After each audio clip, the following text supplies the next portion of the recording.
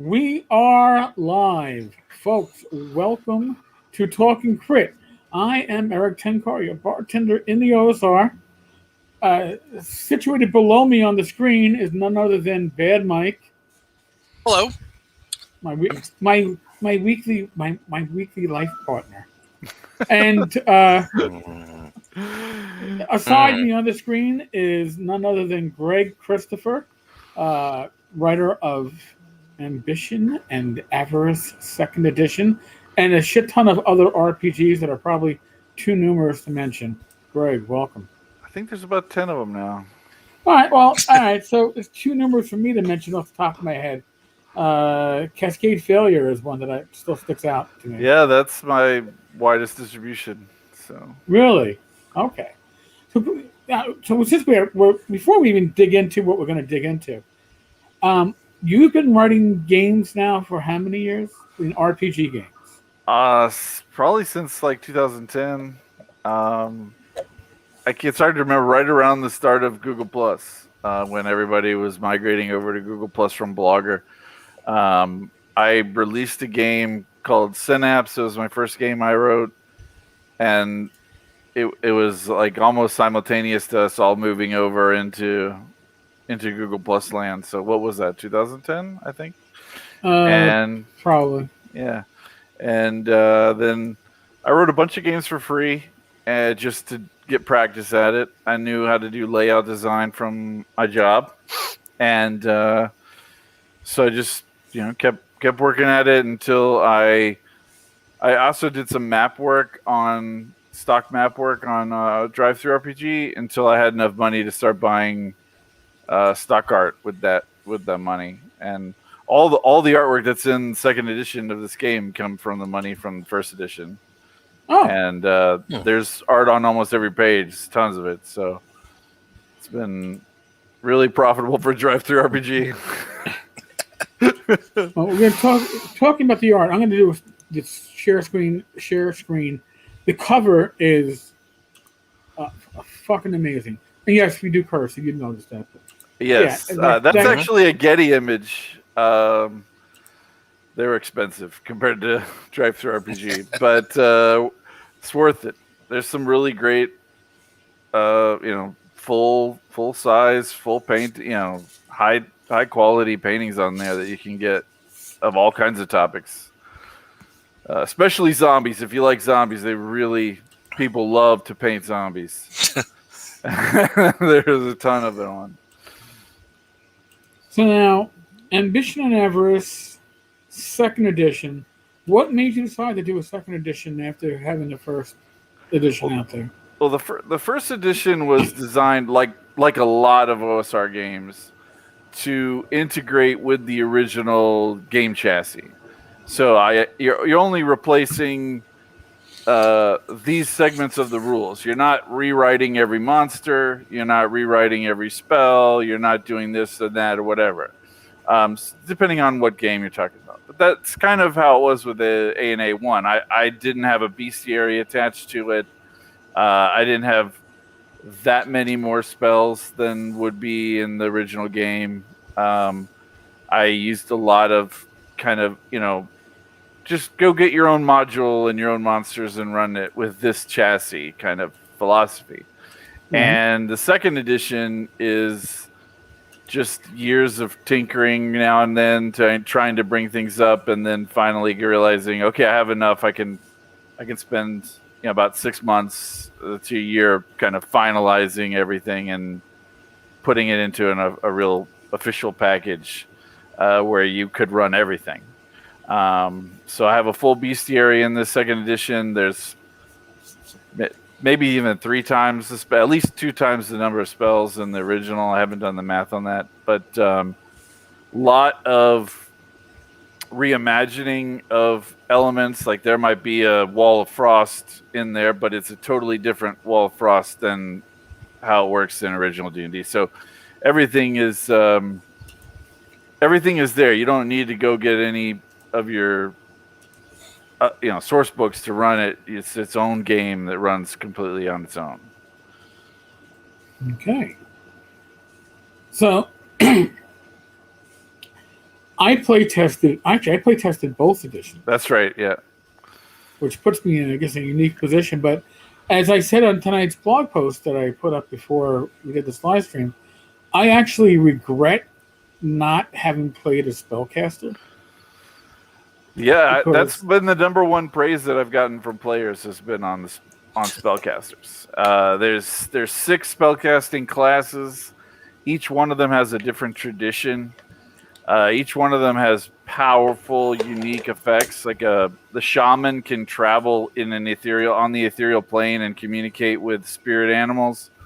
The zealot can basically resurrect someone day 1, first level, but there's a huge cost to be paid to use that ability, and it can only be used under these certain circumstances. So there's a lot of power packed into each of those classes, and the spells there's a ton of utility spells that are in this game, and they have really powerful effects.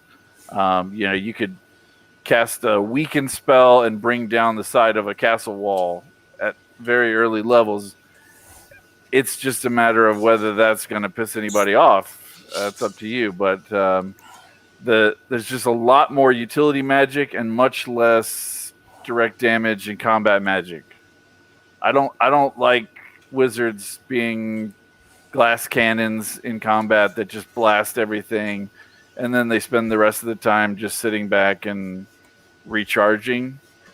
I want them to have abilities that are like as cool as thief abilities that are just for them. That I have this ability that I can just walk right through this wall and then come right back through within a couple of seconds, and then it's back to like just a very short shadow walk, but at a low level, not waiting until you're high level and you can do it for an hour or whatever.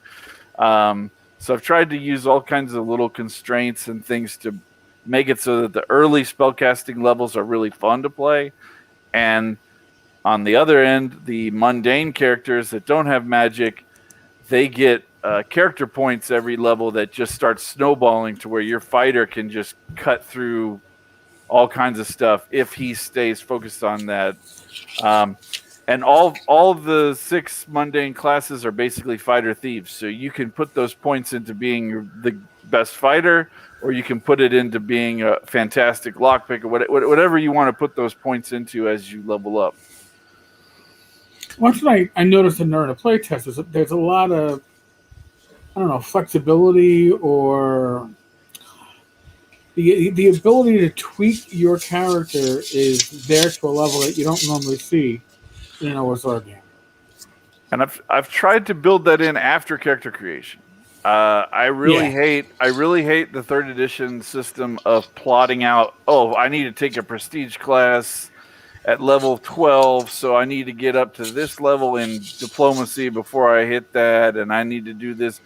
I don't want anybody doing that. It needs to evolve organically once you start playing. So all those kind of customization decisions come really after, character creation is rolling dice and picking a couple of things. It's not plotting out your whole life to make sure you take the right sequence of perks or whatever. That stuff just kills fun for me. So if I can break in for a second, Eric, I wanted to say that I read this for the first time last week, and I read it again today, and then it disappeared off my OneDrive. I don't know where it's at. I've been looking for it. I can't find it, so I'm so quiet. But anyway, I really liked it. And we talked about this right before the show. I've rarely seen an OSR system that's bigger than this. And the reason is because most of the OSR is built around, okay, we're going to streamline this. You're tired of all these rules. You're tired of all these pages. We're going to break this down to basically what makes a role-playing game. And then I looked at this, and it was 342 pages. It's big. It has a lot of information in there. Were you worried about doing that? Because the trend of the OSR has been, we're going to shrink this down. You blew it up, man. You absolutely blew this up. Kind of like what I was just saying. I try to put all the complications after first level, after you've started playing. So, like, for instance, there's a spell component system. In most games, spell components is a horrible thing that half the people don't even use. Probably maybe 75% of people don't even use. It's just a drag on play. I've made it into where if you have the right item when you're casting the spell, you get a boost. Maybe it makes the saving throw harder for the enemy. It adds a couple of meters of area of effect. Whatever it is, depends on the spell. But by doing that, you then now have a list in equipment of all the stuff that you can give out as treasure that's not you find another chest with 100 gold pieces in it. So you find a chest of frankincense. There's gonna be a wizard out there that really wants that frankincense because it's a spell component for his favorite spell, and it's gonna make you could find an NPC or somebody in the party to boost give that stuff to, and there's a ton of these. They're all I wrote out I think close to 90 of them. So then the same thing with there's a big section of equipment, all sorts of equipment in there. There's trophies that you can take from monsters that you kill, but you don't have to pick all that at character creation. The DM can throw it in the game. So a lot of that bulk of the game is stuff that's there for I call it the judge to use while they're running the game. And you don't necessarily need to have that. That there's tons of poisons and diseases and stuff. You don't need to know that's for the DM running the game. So I do think that having a super simple resolution system is very important, and that's I maintain that as the base resolution. It's a simple D20 system. The saving throws are even based off of your stats. So if you're making a fortitude save in the 3rd edition context, it's just you're rolling a con bonus versus whatever difficulty it is. If it's a low level snake monster, it might have a DC of 10. If it's a naga, then you're looking at a higher DC. But it's not a whole bunch of numbers all over the place that you have to remember what they are and run them all the time. So it's the actual player side of it is very streamlined. Now, you actually have 10 races, and we have the common races that we think about: dwarf, elf, halfling, human, but then you throw in and of course gnome, which we don't even have in a lot of the OSR games. It's a forgotten race. But you also have dark elves, goblins, hobgoblins, lizard folk, and orcs. And they are just as common as the rest. Now, where did that come from? Well, I've played this game for a while. I started playing in 2nd edition in early 90s. It's been 30 years. I'm tired of being a fighter, cleric, thief, dwarf with standard stats. I wanted to have you could build whatever. I really like Adventure Conquer King, for example. But the last time you ran it, I played a lizard man from that supplement. True. I don't want to. I'm tired of playing these regular characters. I mean, if you do, that's cool. That's totally. They're all there. There's a fighter type class in this one. That was one of the complaints against the 1st edition, was that I didn't even have a fighter type class. There's a veteran, like a veteran soldier class, but this race and class, both of them, I've tried to pick things that are just off of whatever is in the regular game. Instead of a thief, you're a brigand who actually is out there robbing people day to day. You're not like a dungeon delving thief. If you're you're not just a regular wizard in a tower. You're an enchanter who mesmerizes people and forces them to do what you want them to do. This is just to add some kind of extra bite to it. That's more fun. Right. And the actual statistical impact of the race is less in this 2nd edition than it was in the 1st. Because in the 1st it played a lot into your hit die and your saving throws. But I streamlined that out. And I want it to be, if you want to be a dark elf, if you want to be, an orc, you're not taking a -1 to whatever your spellcasting ability is every time. You know, if you want to be a wizard that's an orc, that's totally fine. You know, fuck it. I don't care. I'm tired of forcing everybody into the same. You know, you can be a happy dwarf. You don't have to be a dour asshole. You don't have to be grumpy. Jeez, yeah, I mean, it's totally fine. So, you know, that's I just wanted to kind of make it so you can be whoever the hell you want to be. I also noticed that. So I thought this was interesting too. So I'm reading through it, and as I'm reading it, I'm saying this seems like more of a beginner game because you spend a lot of time at the beginning of each section explaining your concept and philosophy of. Oh, we lost Mike. We lost Mike there.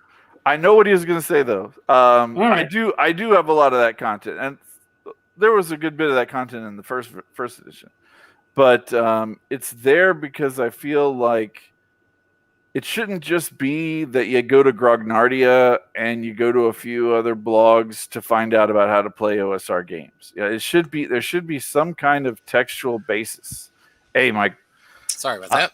I was just going with what I feel anticipating where your question was going. Go for it. So yeah, I feel like there should be some kind of explanation of OSR play that's not on a blog. It's not on an internet forum somewhere. That's an actual textual definition. This is how we're going to run it.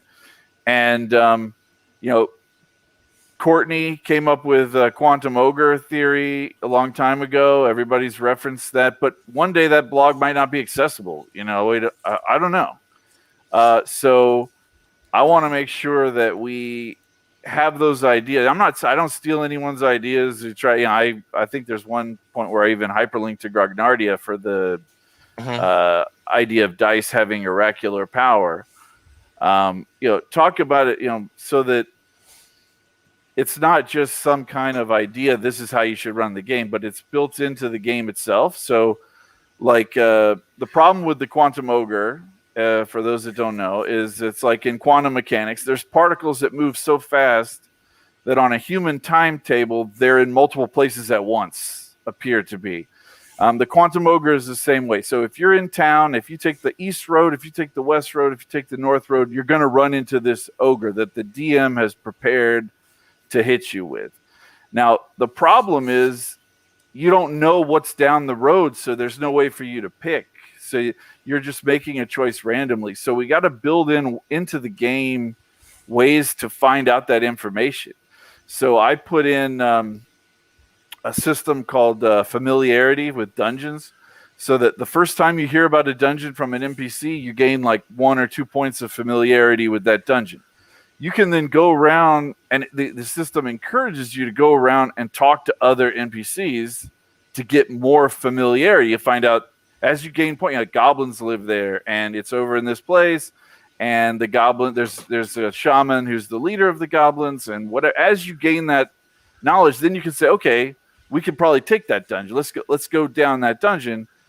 But if you find out that there's frost giants there and they've killed everyone who's ever come up that path, well, you're not going to go down that path until you really feel you have the capability of doing that. So I think it's not enough to just talk about how you should run the game.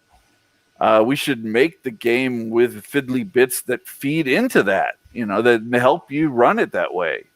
That does create more work for the judge. I don't deny that. But that's where modules and supplements come in handy. You know, if you don't have time to figure out what's in that dungeon, then just grab, you know, on the Borderlands, whatever, and use that. It doesn't matter. Whatever you want.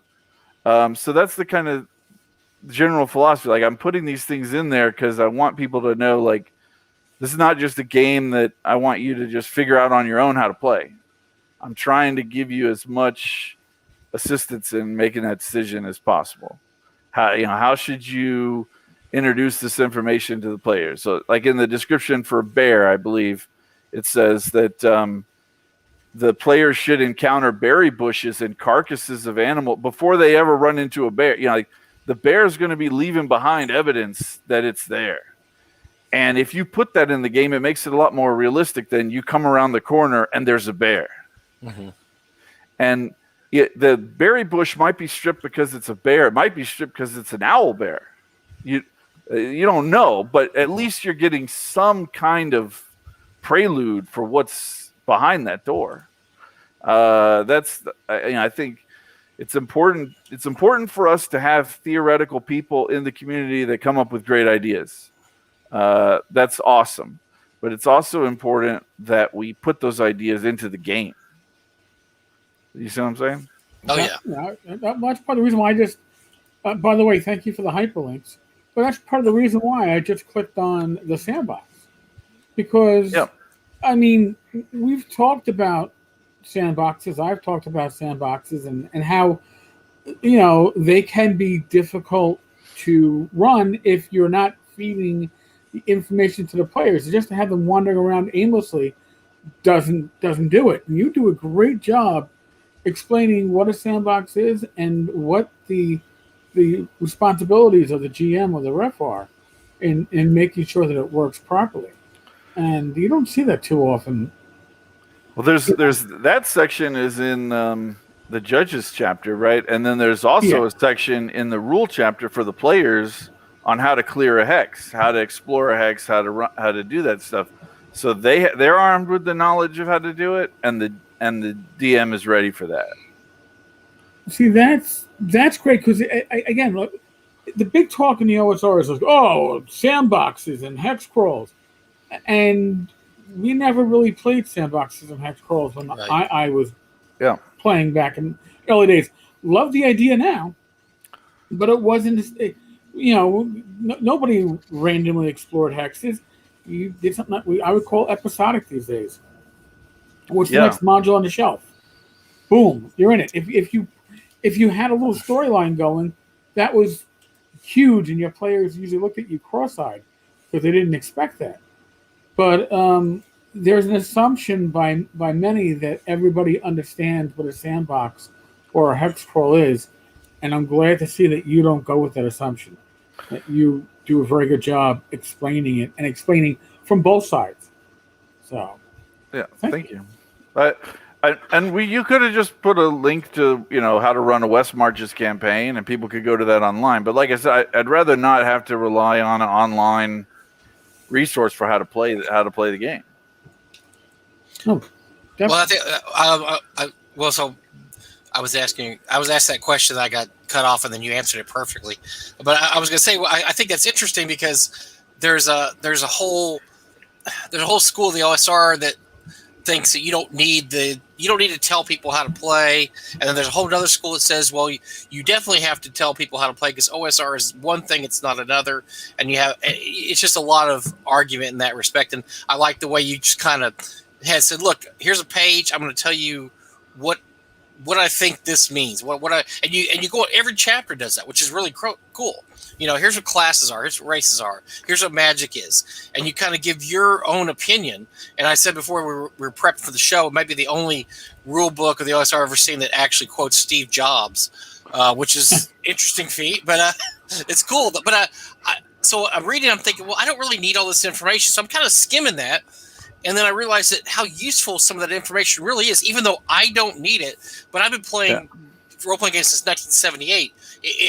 I may just be stuck in my ways. Somebody that hasn't been playing since 1978, that's all really useful information, because it does set the whole boundaries of what the OSR is, what the game is. I liked it. Once I realized what it was doing, I liked it a lot more than when I first saw it and thought, oh, well, he's telling me how to play the game. I already know how to play the game. Well, I had a ton of arguments with people on Google Plus, story gaming type people who played Fate or who played even more kind of indie French games. And I don't want to shit on those games at all. If you want to play Dogs in the Vineyard or whatever, that's totally fine. But there is a specific style of play that is different from that is attached to the original game. And so I spent a ton of time arguing with those people, and I got really familiar with the arguments for why you want to run it a particular way. The very first chapter talks about thinking of the game as a sport. When people go out on the football field, they're not thinking, I'm going to tell a great story today. You know, I'm just trying to win. I'm trying to get as many points as I can. And if a cool thing happens, that's great. You know, that's awesome. But I'm not going out there so that somebody will be able to write a great story about what the game was like. I'm going out there with my own objectives that are self-oriented, you know, and so for the idea of some player suddenly stepping out of the character and deciding that they're going to change the authorship of the world in a particular way to suit that character seems dumb to me. You know, if you're walking down the corridor of the Death Star and you ask the DM, is there a computer terminal there? I don't think you should have points to just go, there is. You know, it's either there or not. If it's not there, you need to go. You know, the adventure will be getting to the other level where there is a terminal. You know, to me, it's a way of dodging all the challenge elements. The challenge is what I think drives a lot of enjoyment in Dungeons and Dragons. You know, when you get to the end and you've survived first level and made it to second level as a thief with 1 hit point, that is an achievement. You know, if you got to first level because you changed all the locks to open using your magic power, then it's not. You know, and anybody who's ever worked on anything with their hands knows that opening a lock is not going to be 100% chance. Right. The odds of you breaking your tool are high. You know, the real world is not something you can just make happen a particular way because that's the way you want it to happen. And that's what makes Dungeons and Dragons awesome. Is you throw some problem in front of the players and they're like, well, we could build a ladder out of bamboo and then we could put it across the thing and pour oil over there and then throw a stick and all kinds of amazing solutions. But if you can just say, I'm going to use my magic power to do that, then it takes away all the creativity of the game, in my opinion. That's why I don't play those games. But like I said, you know, if you love those games, more power to you. Play what you want to play. Well, I have to admit, I'm a lazy DM. When at this point in my DMing career, the twilight of it, when players come to a door and they have to check for traps, I just ask for a check for traps roll. I've wasted too much of our life doing the 15-minute. Okay, what are you gonna do? Well, I go to the door. I push this dot over here. I mean, that's cool. I do like that a lot, and I used to love it. It's just that now it's kind of like I just want to get to the meat. Let's get past that. But that's great, and I think that is great for beginning players. Beginning players love to do stuff like that. They love to tell you, and I like that you also had in there. You want player if you're a player, make that player tell you what they're doing. Don't just say, you know, I do this or I do that. Say what actually are you doing? Don't tell me you're checking for traps. What are you doing to check for traps? Or don't tell me that you're going to I don't know. There's lots of examples like that. But let me know exactly what you're doing. And I think a lot of new players appreciate that because a lot of them don't know how to play necessarily, and they don't know really what to do. So by encouraging them to talk it out, I think that helps them a lot. I really do. Well, I think the example in the text is a statue, and if you say, "Are there any hidden compartments on the statue?" Well, you don't know that. You're looking at a statue. So I say I'm gonna touch every surface of the statue with my hand. I'm gonna push in and see if there's any hollow spaces. I'm gonna knock on it. I'm gonna do this or that. Now there are trap skills and mechanic skills to bypass things. When the question is, do you have the ability to do what you're asking to do? You definitely have the ability to press on the statue. Whether when you find the mechanism, do you have the ability to actually open it? Maybe not. So, I don't like spot skills or search skills, but I do have, mechanics and can you actually disarm this trap? That is, that's something we should roll dice about. If you don't even look under the leaves, no, you won't be disarming the trap. That's kind of my position on it. Well, you never want to you have as a customer. Oh, say, go ahead. No, it's okay. I was just gonna say, you never want to have a trap or an instant or and I've seen too many games get derailed with this. You never want to have a roadblock and something. No. In other words, your character can't get past this, so you're just stuck here. I've seen more than one con game slow to a screeching halt because to get from point A to point B, the players had to do a certain thing, and nobody at the whole table could figure out what to do. So that's I like that. I like actually being able to also in game switch things up a little bit. Okay, the players aren't doing this; they need to do this. I think flexibility is a huge part of being a DM or being a judge, as you call it. I agree. Some of that is just bad adventure design, and sometimes it's player problems. I mean, we're very hesitant to blame things on the players, but if you make a pool of water and you put a gemstone at the bottom, and the players spend 40 minutes debating how they're going to get the gem out of the water. It might be acid. We've all had this happen. I've all had this happen. And it's just regular water. And you've written down it's regular water.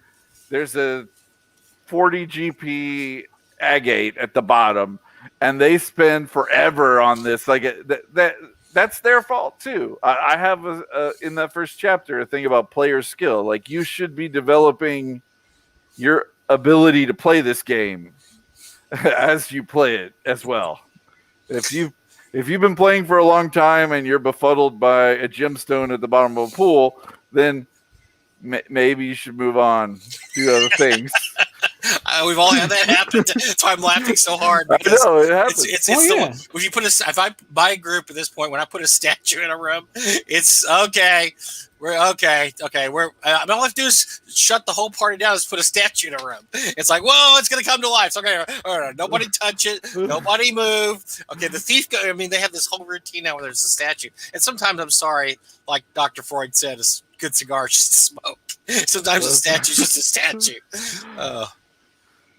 Well, Greg, put in the. You have a customer that actually bought the book on Drive. Yeah, I saw Colin. I just bought it too.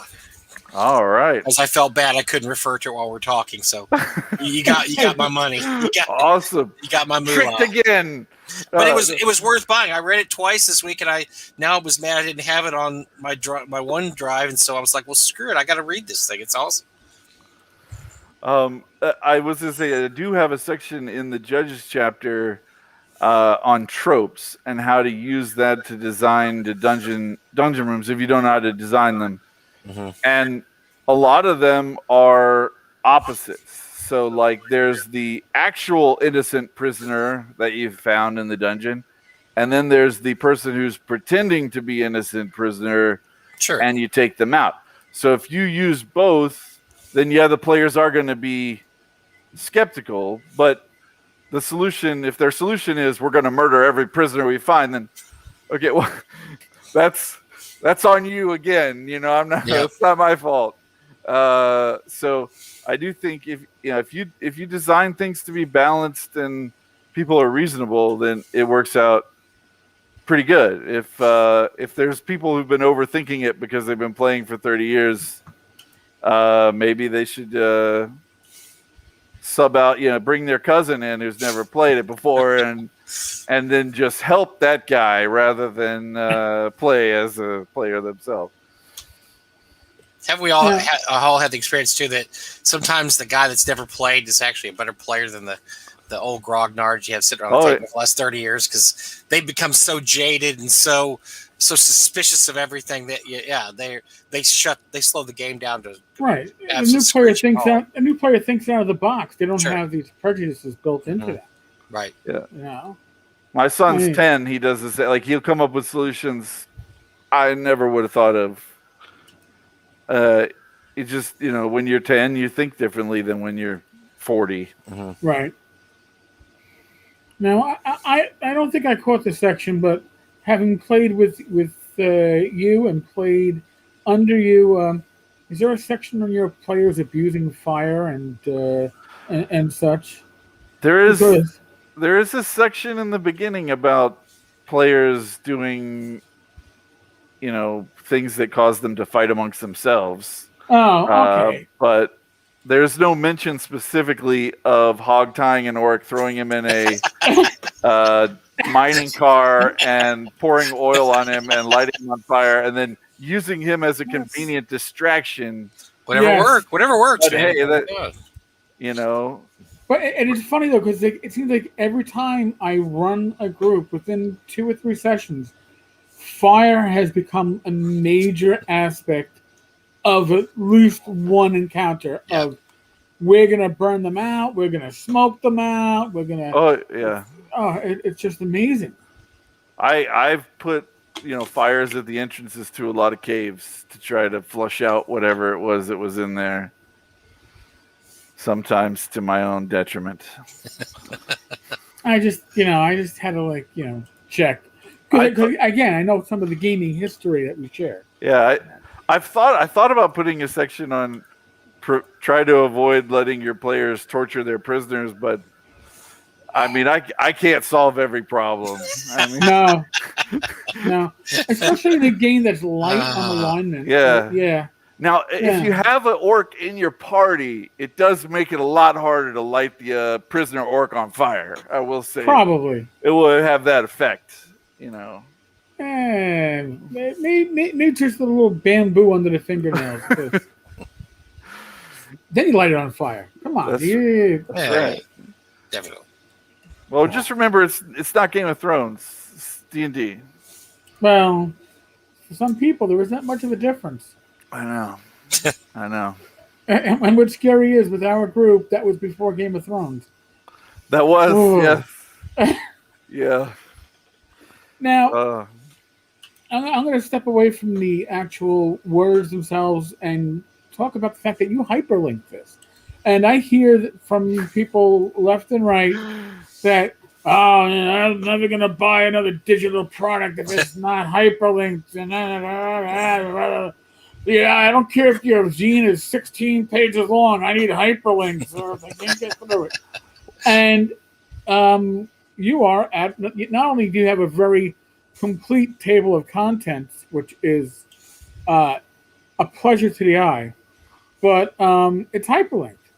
So there's also hyperlinks in the text. There's like a little icon, looks like an arrow inside of a circle. If you go to like page 8 or 9, or when it starts to get into mechanics, there'll be one. Keep going. One more. Right here. Oh, there's one. Yeah. Chapter 7, Bestiary. Those links. Click it. It should work. God help me if it doesn't work. Okay. Yep. Yeah. There you go. So very nice. And I put those in anytime I was like, if you want more information about this, see page whatever. Unless it's within the same chapter, I don't hyperlink it if it's within the same chapter. But if it's jump into a different chapter, there should be a little button to go. Aaron, welcome. And I've heard from your online discussions that it's very hard to hyperlink, and it takes a lot. It does not take a long time. It took me about 30 minutes to hyperlink the whole document. I wouldn't know. I have learned that at best my layout is serviceable. That was the best quote I heard about my layout for Swords and Wizardry Continual Light first printing. So I have learned that it's best to find somebody who can actually be considered a layout artiste. And I tip my hat to Jeff because he's been doing a great job. But I wouldn't know. I'm not even a layman. Well, if you have a ton of money, you can make some fantastic trade dress. It just costs you a ton of money. I do it at my work, and we spend a lot of money on it. But if you want it to just be simple, I mean, these are just simple icons from some stock stuff that I bought a long time ago. I colorized them to match the color of the chapter, and then put in some basic, just some basic layout effects. It's not complicated. I feel like like third edition is about as far as I want to go with layout. It's just so much stuff on the edges of the page, so much, and I want you to be able to print if you have the PDF and you want to print 5 pages, I don't want you to have to spend $60 in ink to do that either. Right. No, well, thank God for that, because that was my There's my favorite monster right there. Oh, The Armitage. I was about to say. I made his ass up. Ah. Tell us about the Armitage. You want to know about the Armitage? No, I don't. What I should tell you about the Armitage? Yeah, Yes. got it. You got it up. You should. The Armitage is a short, ugly fey creature that is often mistaken for a child at first. It is a pyromaniac. Oh, awesome. Thank you so much. That hoards bottles of lantern oil, which, by the way, is how my Warhammer Fantasy Roleplay 1E campaign came to a flaming end. That was a near TPK. The first sign that an Armitage is plaguing a town would be complaints about misplaced or missing lantern oil. Then a barn will burn down late one night and destroy Ken Whitman's hard drive.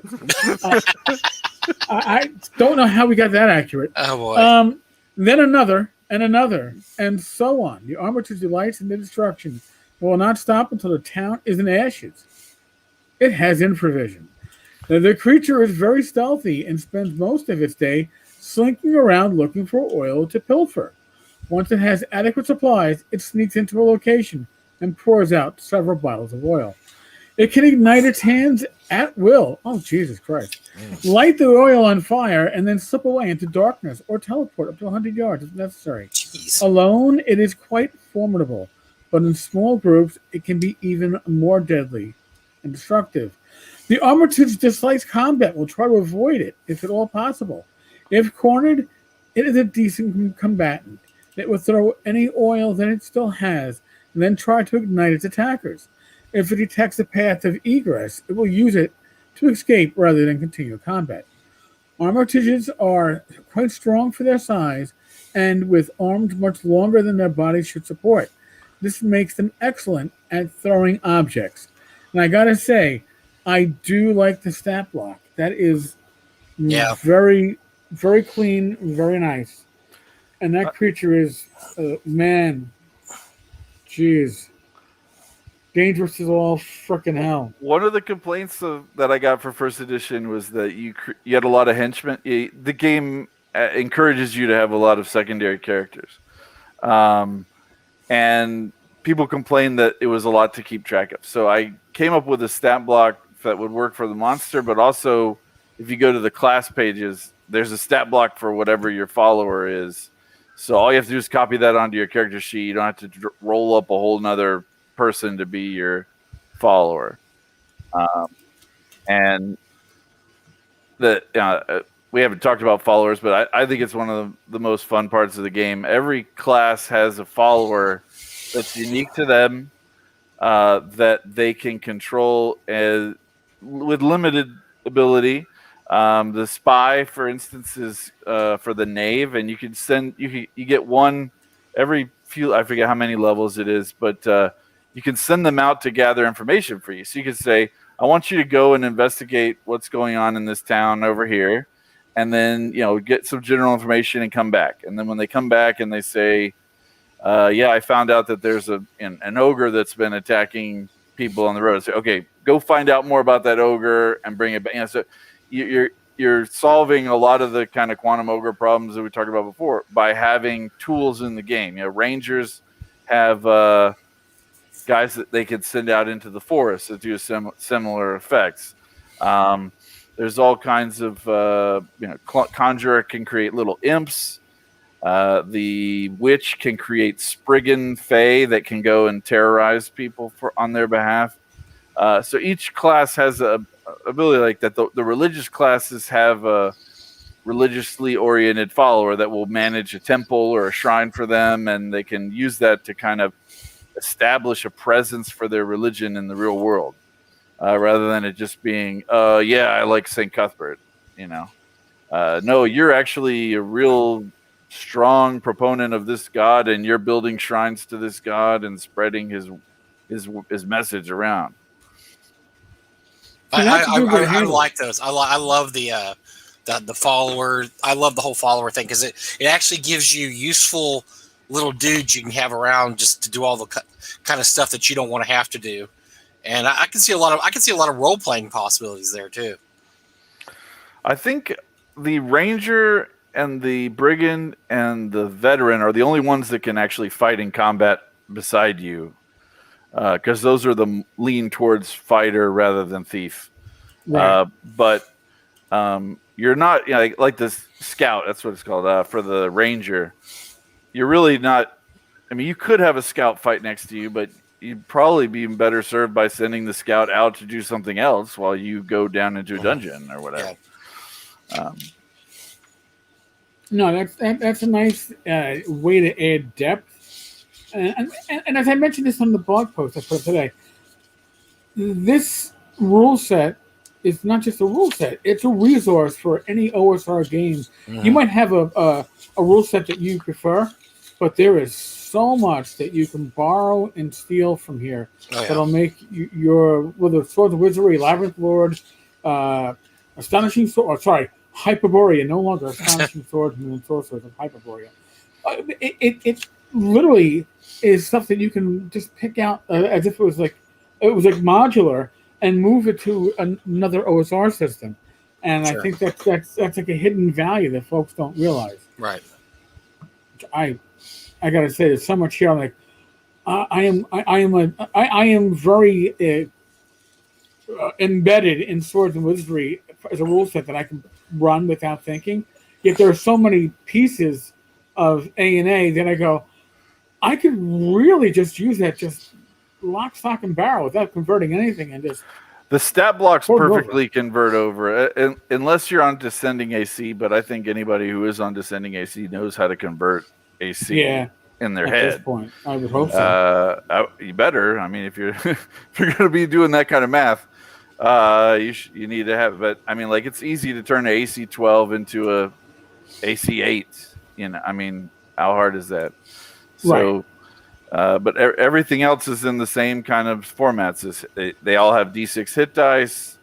They all have, simple +1, +2 bonuses to different things. It's not hard to. You could use the whole bestiary with first edition D&D without converting almost anything at all. Yeah, I mean, I've played it.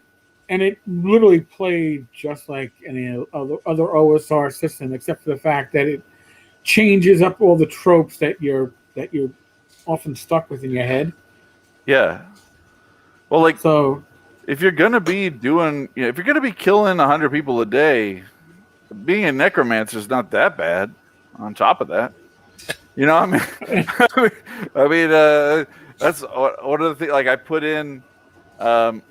Really, it started as an effort for Similitude, how to actually create these undead. Because you might have a raise dead spell that creates a skeleton or a zombie in a game, but how are you making a banshee? How are you getting a apparition going? Well, what's bringing a dread knight back to life? And so for every one of those creatures in the bestiary, there's a recipe to follow. Like stuff the corpse into a barrel and fill it up with salt and leave it to cure for a year and then come back and you'll have a ghoul or whatever. Yeah, so it's kind of a different way of making undead more fun as a use for if you're a chaotic religious guy. The savage is the only one that the follower I think about that they don't start with. They're slave taking, kind of like a Viking. And once they take somebody like that, it's kind of like indentured servitude. The person is not going to run away at the first sign of anything. They've kind of made a deal with you, and you let them serve for a while, and then they go. And so you could get somebody with some unique equipment, some really cool ability. All kinds of different flexibility compared to other classes by doing that. But you have to go out and win those people over. You can't just write nice letters. Please be my thrall. Please. No, it Yeah, doesn't work. and that could set up some really good role-playing encounters too. I was thinking about that class and thinking, how much can you trust these guys really? You know, if you're in a dungeon and you're in a tight spot, you may have to role-play out, the thrall saying, well, I don't really like my situation. What are you going to do about it? Yeah, we can work something out. Well, there's also built into having elements like that, as I think is my way of trying to hedge slightly against how people handle prisoners, because there's 4 or 5 classes that have use for prisoners, and so you're not if the orc surrenders, you're not going to want to just cut him up. The cultist is going to want to sacrifice him to his god. Mm-hmm. The savage is going to want to enslave him, and they're going to be they're not going to be wanting to just throw this resource away. Right. So it also encourages you to have encounters where they don't fight to the death every single time when they wouldn't. That's true, and that's a great way to implement that, like a stopgap method of not leaving in just this trail of hundreds of bodies behind you, which is the average Yes. OSR session, I guess. Damn, I never thought about it like that, but you're right. I guess murder hobos are murder hobos. If you have a use for the hobo, you won't murder him. That is true. That is exceptionally true. It's a hobo resource. I don't think hobo is a politically correct term anymore, so you better watch yourself there. Fortunately, I don't give a shit about that at all. It's a very easy solution. Hobo. Murder hobo. I love murder hobo. That's why I wrote Eric's favorite paragraph. Yes, I thought I was going to go back to that right now. Yeah. The not dedication. Yes. Why don't you read it for us, buddy? I will. Well, of course. I almost take credit for this one because you're definitely a part of moving me on the needle here. This book is not dedicated to the anti-fun activists who feel it is their duty to determine whether or not every single piece of cultural output produced complies with every aspect of their morality, which they invented just a few years back, which is definitely the only correct moral position in the history of the universe. God bless. I mean, seriously, that is spot on. And we look at it, whether we're talking about old pulp authors, right? We have this thing with H.P. Lovecraft and others. Listen, their quote sins have been known since they were initially writing. And it wasn't an issue until recently where it's like, oh, well, all right, well, my favorite was Evil Hat deciding that they were going to do a Cthulhu book with the stuff that was now out of copyright, but at the same time, disavow H.P. Lovecraft, but we're going to use H.P. Lovecraft's work. I don't understand how do you profit off that? The idea that nobody born before 1980 has redemptive moral value in any way is the most ridiculous bullshit that has ever been pushed. I mean, there's admirable people that lived in the Roman Empire that murdered people with their own hands, but which are still had admirable qualities of some kind. Just because they lived in a world that was brutal doesn't mean that they have no human ability, no human quality that you might want to look up to. I mean, people attack who knows what they'll find out about, Abraham Lincoln next or whatever. I mean, it doesn't matter. He did great things. These people did great things. Who gives a shit if they had some problem? I mean, everybody has a problem. If I dig deep enough, you've got some dark shadow somewhere in you, and if you think that how long have we had those without sin shall not throw the stone? You know, I mean, Right. Anybody who comes to me, I think of it. It's like all the people who were going against gay people ended up being secretly gay. You know, it's like if you're coming at me full bear because of racism or sexism or whatever, it's probably because the problem is you know, not me. Right. You've got something you're ashamed of, and you think that if you act like a big enough ass that nobody will notice that part of you. But man, fuck off. I don't care about those people at all. Well, see, like my personal issue is that we have this whole thing these days where you can't judge other modern day cultures against what your culture's expectations are. So then why are we judging the past against today's culture? Saudi Arabia is cool, but England in 1850 is fucking beyond the pale. Like, whatever. Fucking retarded. Go live over in some other place and then come back and tell me how fucking awesome it is and how shitty it is to live in the West. Well, I'll tell you the truth. I wouldn't want to live in 1850s England either. Yeah, me neither. So. I've seen Downton Abbey. Oh. You don't want to live back there, man. Nope. Oh, God. Well, this might be a perfect time for us to transition on to what are we going to call it? This week in stupid. Where can we get artifices and art? Because I just Ambition and Avarice. Yeah, I'm just kidding. It's on Through RPG. Yeah, you can buy it in PDF or hardback. The hardback is nice and fat.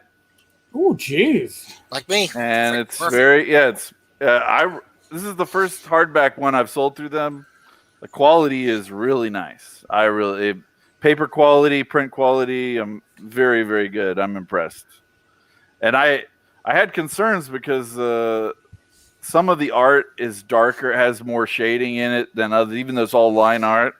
But it came out looking very consistent through all the black and white art. So I was very happy with that. Folks, if you're watching on YouTube, it is in the show links. I do have a link to A&A. And it's not Alcoholics Anonymous. Although, I don't know, for me, maybe it could be at some point. With this show, it may be heading there. It might just, I'm drinking water tonight, but Ambitions and Avarice is linked. It was linked with an affiliate link. So if you do use it, you support this show. Mike and I have hinted that we have plans for the future once we get like 1,000 subscribers. So when we get closer to that, we'll mention what we were thinking about and maybe put a call out to somebody with more knowledge than we have on the subject we're looking at.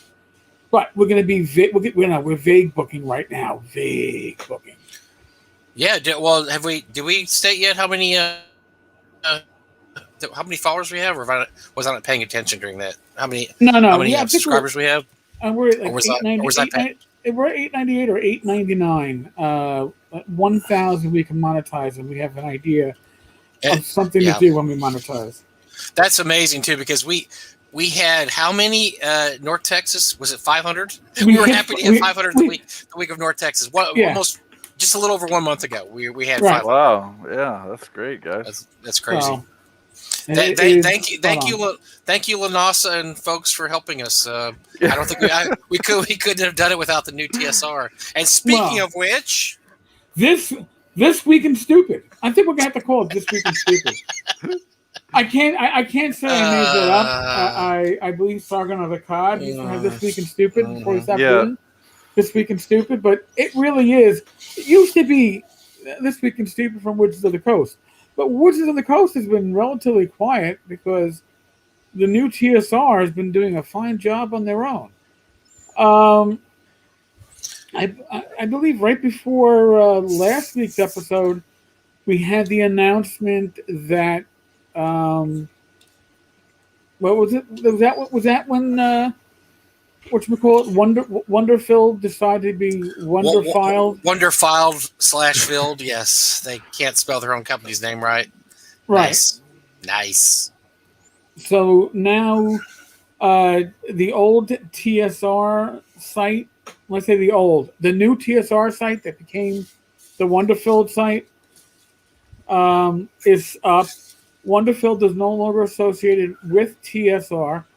I did reach out to Steve Deinhardt and offered a platform for him to tell his side of the story, and he was politely declined and said maybe at a later date, which is fine. I don't, Yeah.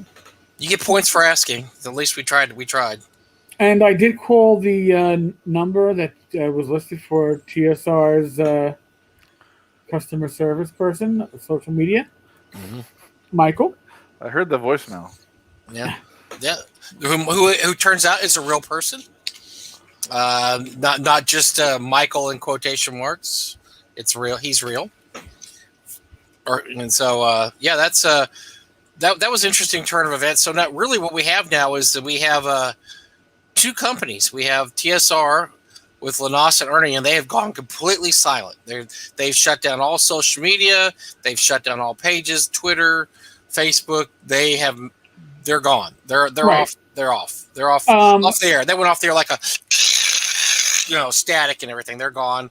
Now here's the deal. Here's the deal though. Michael is apparently moderating the Discord server. And there's like all these rules in the Discord server. He's being a hard ass. I'm going to tell you one thing. We laughed about them, and we kept saying, these guys need a PR guy, and they need a marketing guy. The guy Michael's doing a pretty damn good job because he got those two completely off social media, which is the A1 thing to do. Neither of them are ready for prime time. And for what you showed me on the Discord, he is moderating with an iron hand. He is not fooling around. If you want to talk about things that he doesn't want to talk about, he will let you know that that's not what we're talking about. So it's gone. It's done a 180 there. It went from we're going to say whatever pops into our mind at any time whatsoever to we're not going to say anything. And as a matter of fact, you're not even going to say anything. If you start speculating on our Discord, we're going to kick you off. So yeah, that they lived up to the. I mean, that's what a PR and marketing guy is supposed to do. He's doing his job. It is basically saving you from yourself, right? I mean, that's right. That's your job. No, I did though enjoy the public statement that all the prior comments and posts from the various social media accounts on Twitter and Facebook, and I think even Instagram, whether it was from TSR or Giant Lands or Ernie or Lanasa were all invalid. They were not. They were no longer valid. They apparently not valid. They were all done by one person. It was some intern, a crazy intern. No. I'm not saying it's aliens, but it wasn't even an intern. It's aliens. It insinuated that the person that was making all that social media faux pas was Steve Deinhardt, because he was the only one that was not directly named. Pretty much, yes. Yes, it was. So it was like, wow, that's a hell of a bus being parked on somebody. Yeah, that was entertaining. So it's going to be interesting to see how this goes. Now, by the way, folks, if you want your TSR dice, you can now get your TSR dice in multiple logos, I guess you could say. Multiple fake logos. Yes, multiple fake logos. So we didn't even go into the fact that the speculation I would have, it's great to hire a marketing guy and PR guy, but the speculation is they got a C&D letter from somebody, and that because they shut it down so quick and so thoroughly, and from what this guy has posted, he doesn't sound like the kind of guy that you can tell what to do. That a marketing guy could just roll in and say, "Look, you got to have to do this, this, this." He sounds like the guy that would argue with you and say, "Well, no, I'm not shutting down mine.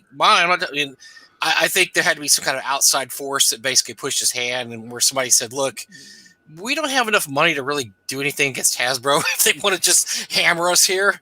So that's speculation. That's absolute speculation on our part. Well, I believe that they no longer claim to be the same company from 1970. We were founded in 1973.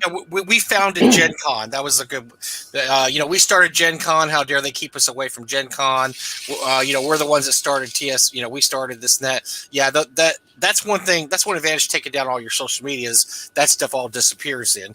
And what's the best part is, when you take down everything, unless you have a screenshots like Eric and I have lots of, you don't. What can you do? This stuff's all gone now. It all disappears down the memory hole. So yeah, that worked out great for them to take down everything, and that was probably, if Michael suggested that, he did a great job. That's exactly what I would have told him to do: take down everything and shut down everything, take down everything, and don't say anything else. Now, the same is not. Oh, I'm sorry. Go ahead, Eric. Go ahead. No, let's say I learned the screenshotting from when Greg and I were active on Google Plus. Yes, it was like good old days. People deleted everything. Yeah. Oh, yeah. They would delete stuff to make it look like you weren't like you were totally wrong. Right. And that's right. It's like, yeah. So it's like what. Because they wouldn't delete all their comments. They would just delete the certain comments that you were responding to. Right. And it's like, why is Tenkar coming off like a total fucktard? Boy, it's like he was talking to somebody and they disappeared. That's crazy. Yeah. So it's like I learned real quick. Screenshot everything that you're posting and everything you're responding to.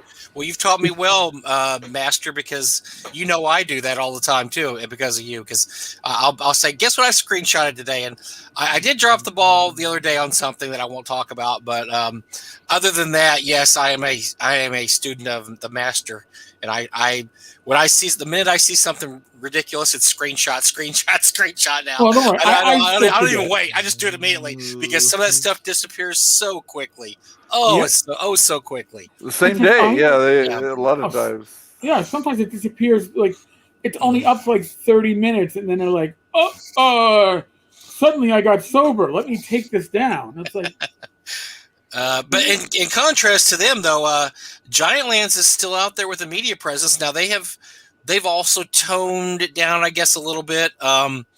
They're receiving a little backlash from the we support TSR crowd. So basically, you had TSR came out and kind of act like we're the Mavericks of the game. We're publishing what really should be published, and they had some really stupid people that would post and say, "Hey, you guys need to buy. Why don't you guys buy D&D? You guys need to buy D&D." And stuff like. I mean, just dumb stuff. And so you had this group of TSR fans that were kind of like that. Well, now you have the Giant Lands people, and you have this conflict between Giants fans and the TSR fans, because the TSR fans think the. I'm sorry, I got cut off for a second. They think the Giant Lands fans have abandoned TSR. How dare they? And so, you're having a online war between TSR and Giant Lands. Which, by the way, nobody's come out and said anything to the contrary. I mean, it's not like Deinhardt's come out and said, "Yeah, no, don't be mean to us. We still love TSR." No. This is a clear break between Giant Lands and TSR. Jim Ward's come out with a post saying, "Hey, I just wrote Giant Lands. I don't have anything to do with TSR. I wrote this game. Deinhardt and I are marketing it, and that's it. That's all I do. I'm not." Wait, you mean the first fantasy post-apocalypse game? Like Gamma World, Gamma World wasn't that he also wrote, but I mean, yeah. See, we need to create Tavern merch for this. You need to have like I am the TSR, I'm the real TSR T-shirt. It's me. I'm from 1973. Well, wait a second. I started the company myself. Eric, we need to start doing talking crit shirts before we get stolen from us, and then Deinhardt's putting out talking crit stuff, and then we're really left out in the cold. Talking crit dice that are poor quality.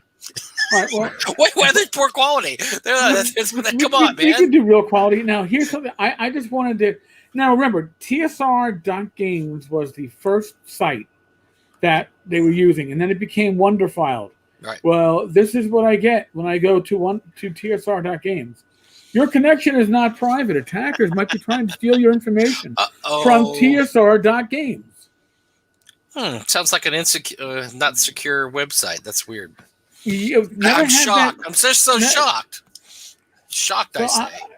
So I'm trying to think of what the other TSR. Who would have thought a scammer would make a poor web host? I know, it's shocking. I mean, come on. Please. You know, new eyeliner there, buddy?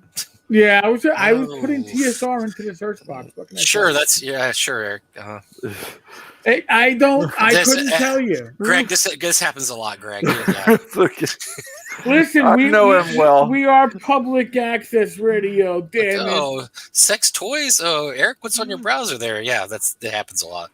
So we just cover it. We just cover it. The simsresource.com is apparently TSR.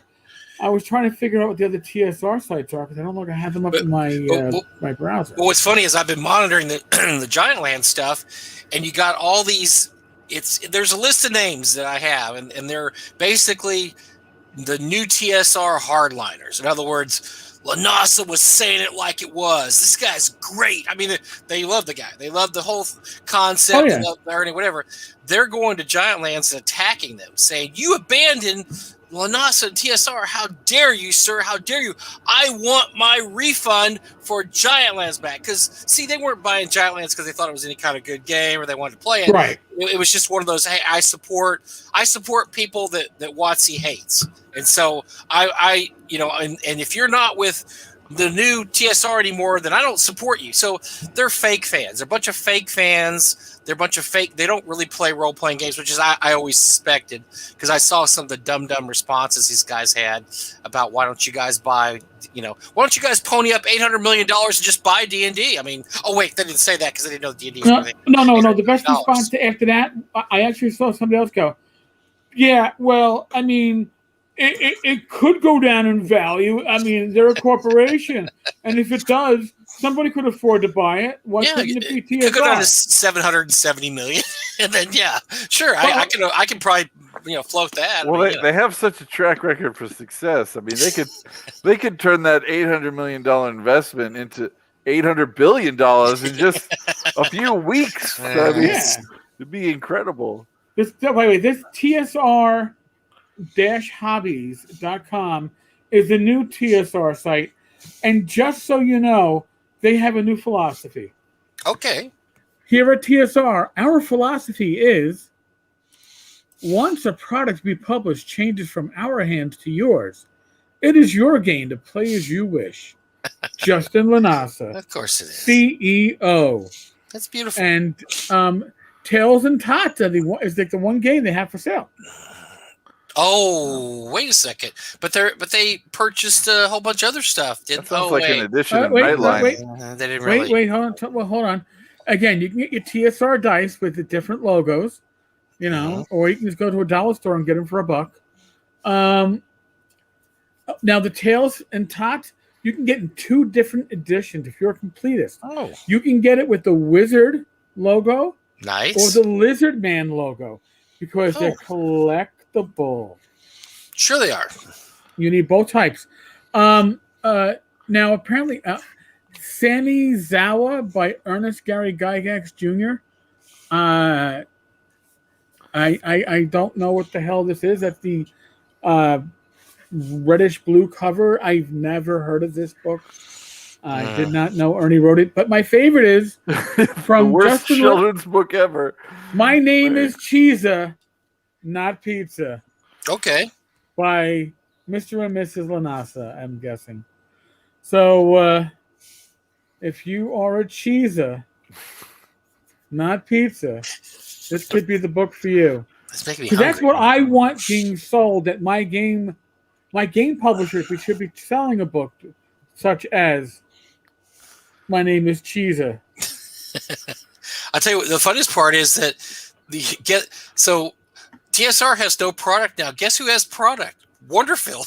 They actually have product. They're going to have Giant Lands come out. So Wonderfield has product.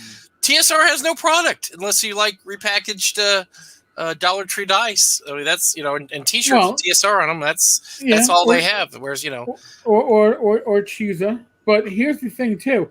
So you go, oh wow, I get to order from here, right? No, you don't. When you press the order, oh dear, it takes you to the TSR museum. So, okay. Well, there you go. Okay, so that's where you can get your. I want to get my my TSR shoulder rocker, because I'm going to put on my fake uniform shirt and then put together my fake uniform with. I mean, who's wearing these things?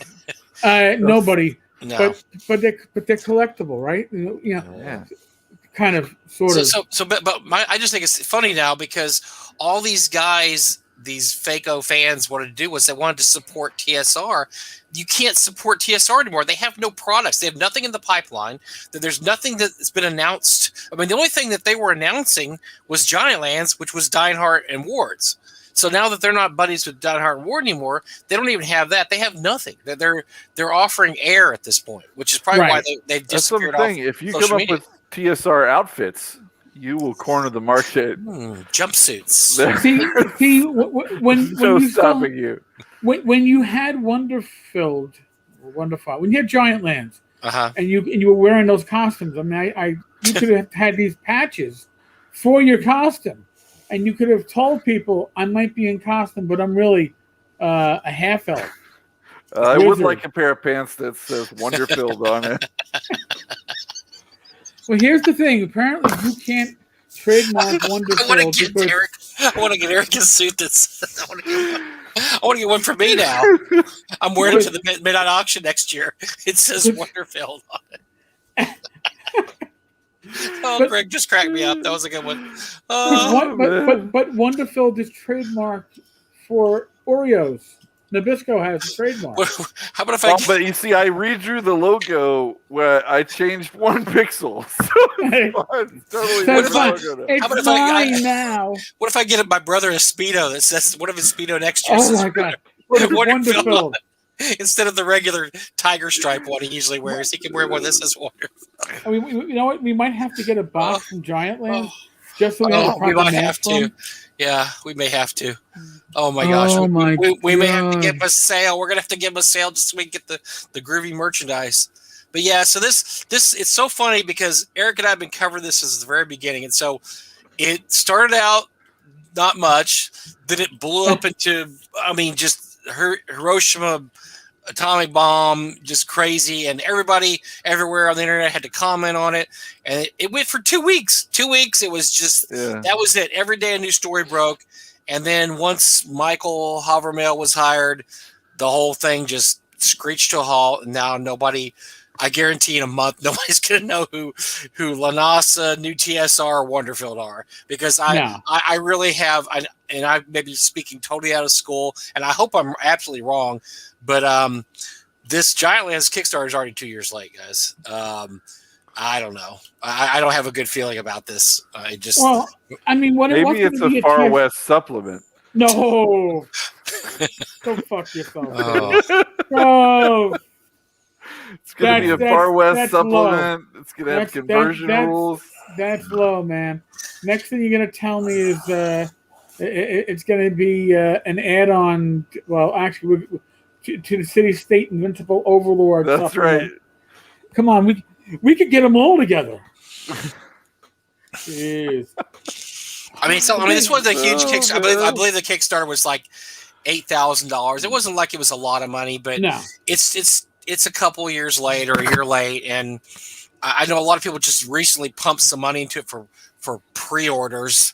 But I don't see any evidence. I mean, I think Jim Ward mentioned they're still editing it or working on it, which I don't get after 2 years. Ernie said during his video interview that it wasn't quite ready for prime time. Oh, geez.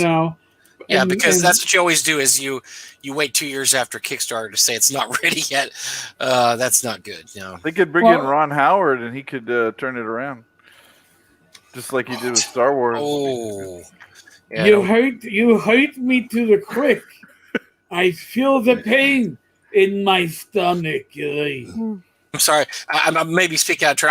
I'm pulling up Giantlands right now to see how late it really is. Estimated delivery time is February of 2020. I can forgive a little bit because of COVID, but even so, let's give them a year. Even with a year, it's a year late. let's just say February 2021. But here's the thing: it was supposed to have been released before. You can't put the blame on COVID when it was supposed to be released before. Well, no, yeah, it released in February 2020. That means it should have been done by January before COVID hit. So, they're a year and a half late, and so I don't. And I'll tell you what sucks too is that all this this hype they got. You had all these people that were like, yeah, man, I'm going to buy 15 copies of Giantlands because I want to support Lanasa. Well, if you look on the Giantlands page, these people want their money back now. And so if somebody sent in, if they sent in a pledge for 5 copies, and they put it on their credit card, guess what they're going to do? They're going to charge your credit card back. And so all this money that Giantlands got in, they're probably patting themselves in the back for. That may not be something they can deal with pretty quick. I mean, that may not be there. I mean, I know if I sent it in because I wanted to support Lanasa and TSR, and they said, "Oh, we're not with Lanasa and TSR anymore," I mean, I'd probably ask for my money back. So yeah, I think this whole thing has just been an absolute cluster F from the beginning. Here's the interesting part. Since we don't know how the corporate structure of TSR actually was and how much was detailed, was Giantlands actually part of TSR? We know Deinhardt was. I'm going to absolutely speculate. I'm going to actually speculate. Deinhardt was COO of TSR. He recently announced he's no longer COO of TSR. That was one of the things that he had on his page. So I think while he was part of the company, since he was co-writer of Giantlands with Jim Ward, he brought that in there and said, look, this is something we can have in our company, with TSR. With the break, no, I don't think that. I think it's Wouldn't it be work for hire still under TSR? I think it's still under. I think it's under Giantlands. I don't think TSR gets any money for this, which is why they're not pushing it anymore or having anything to do with this. As a matter of fact, that may be why these minions that are running around out there, these little troublemakers, are saying, "Yeah, get your money back."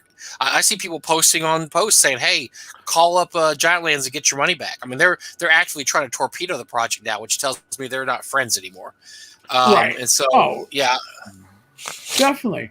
And hey, I've got people commenting on older posts of mine on Facebook, not current, not.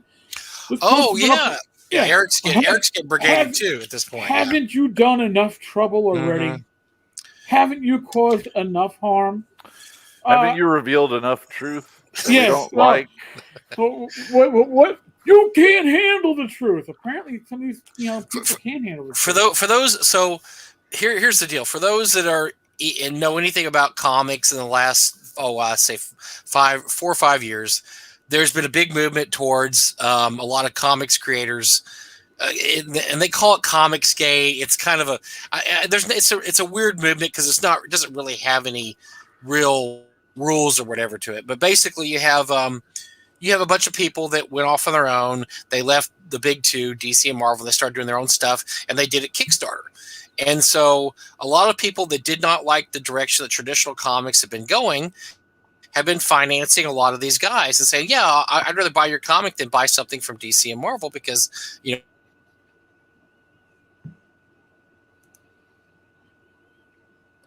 we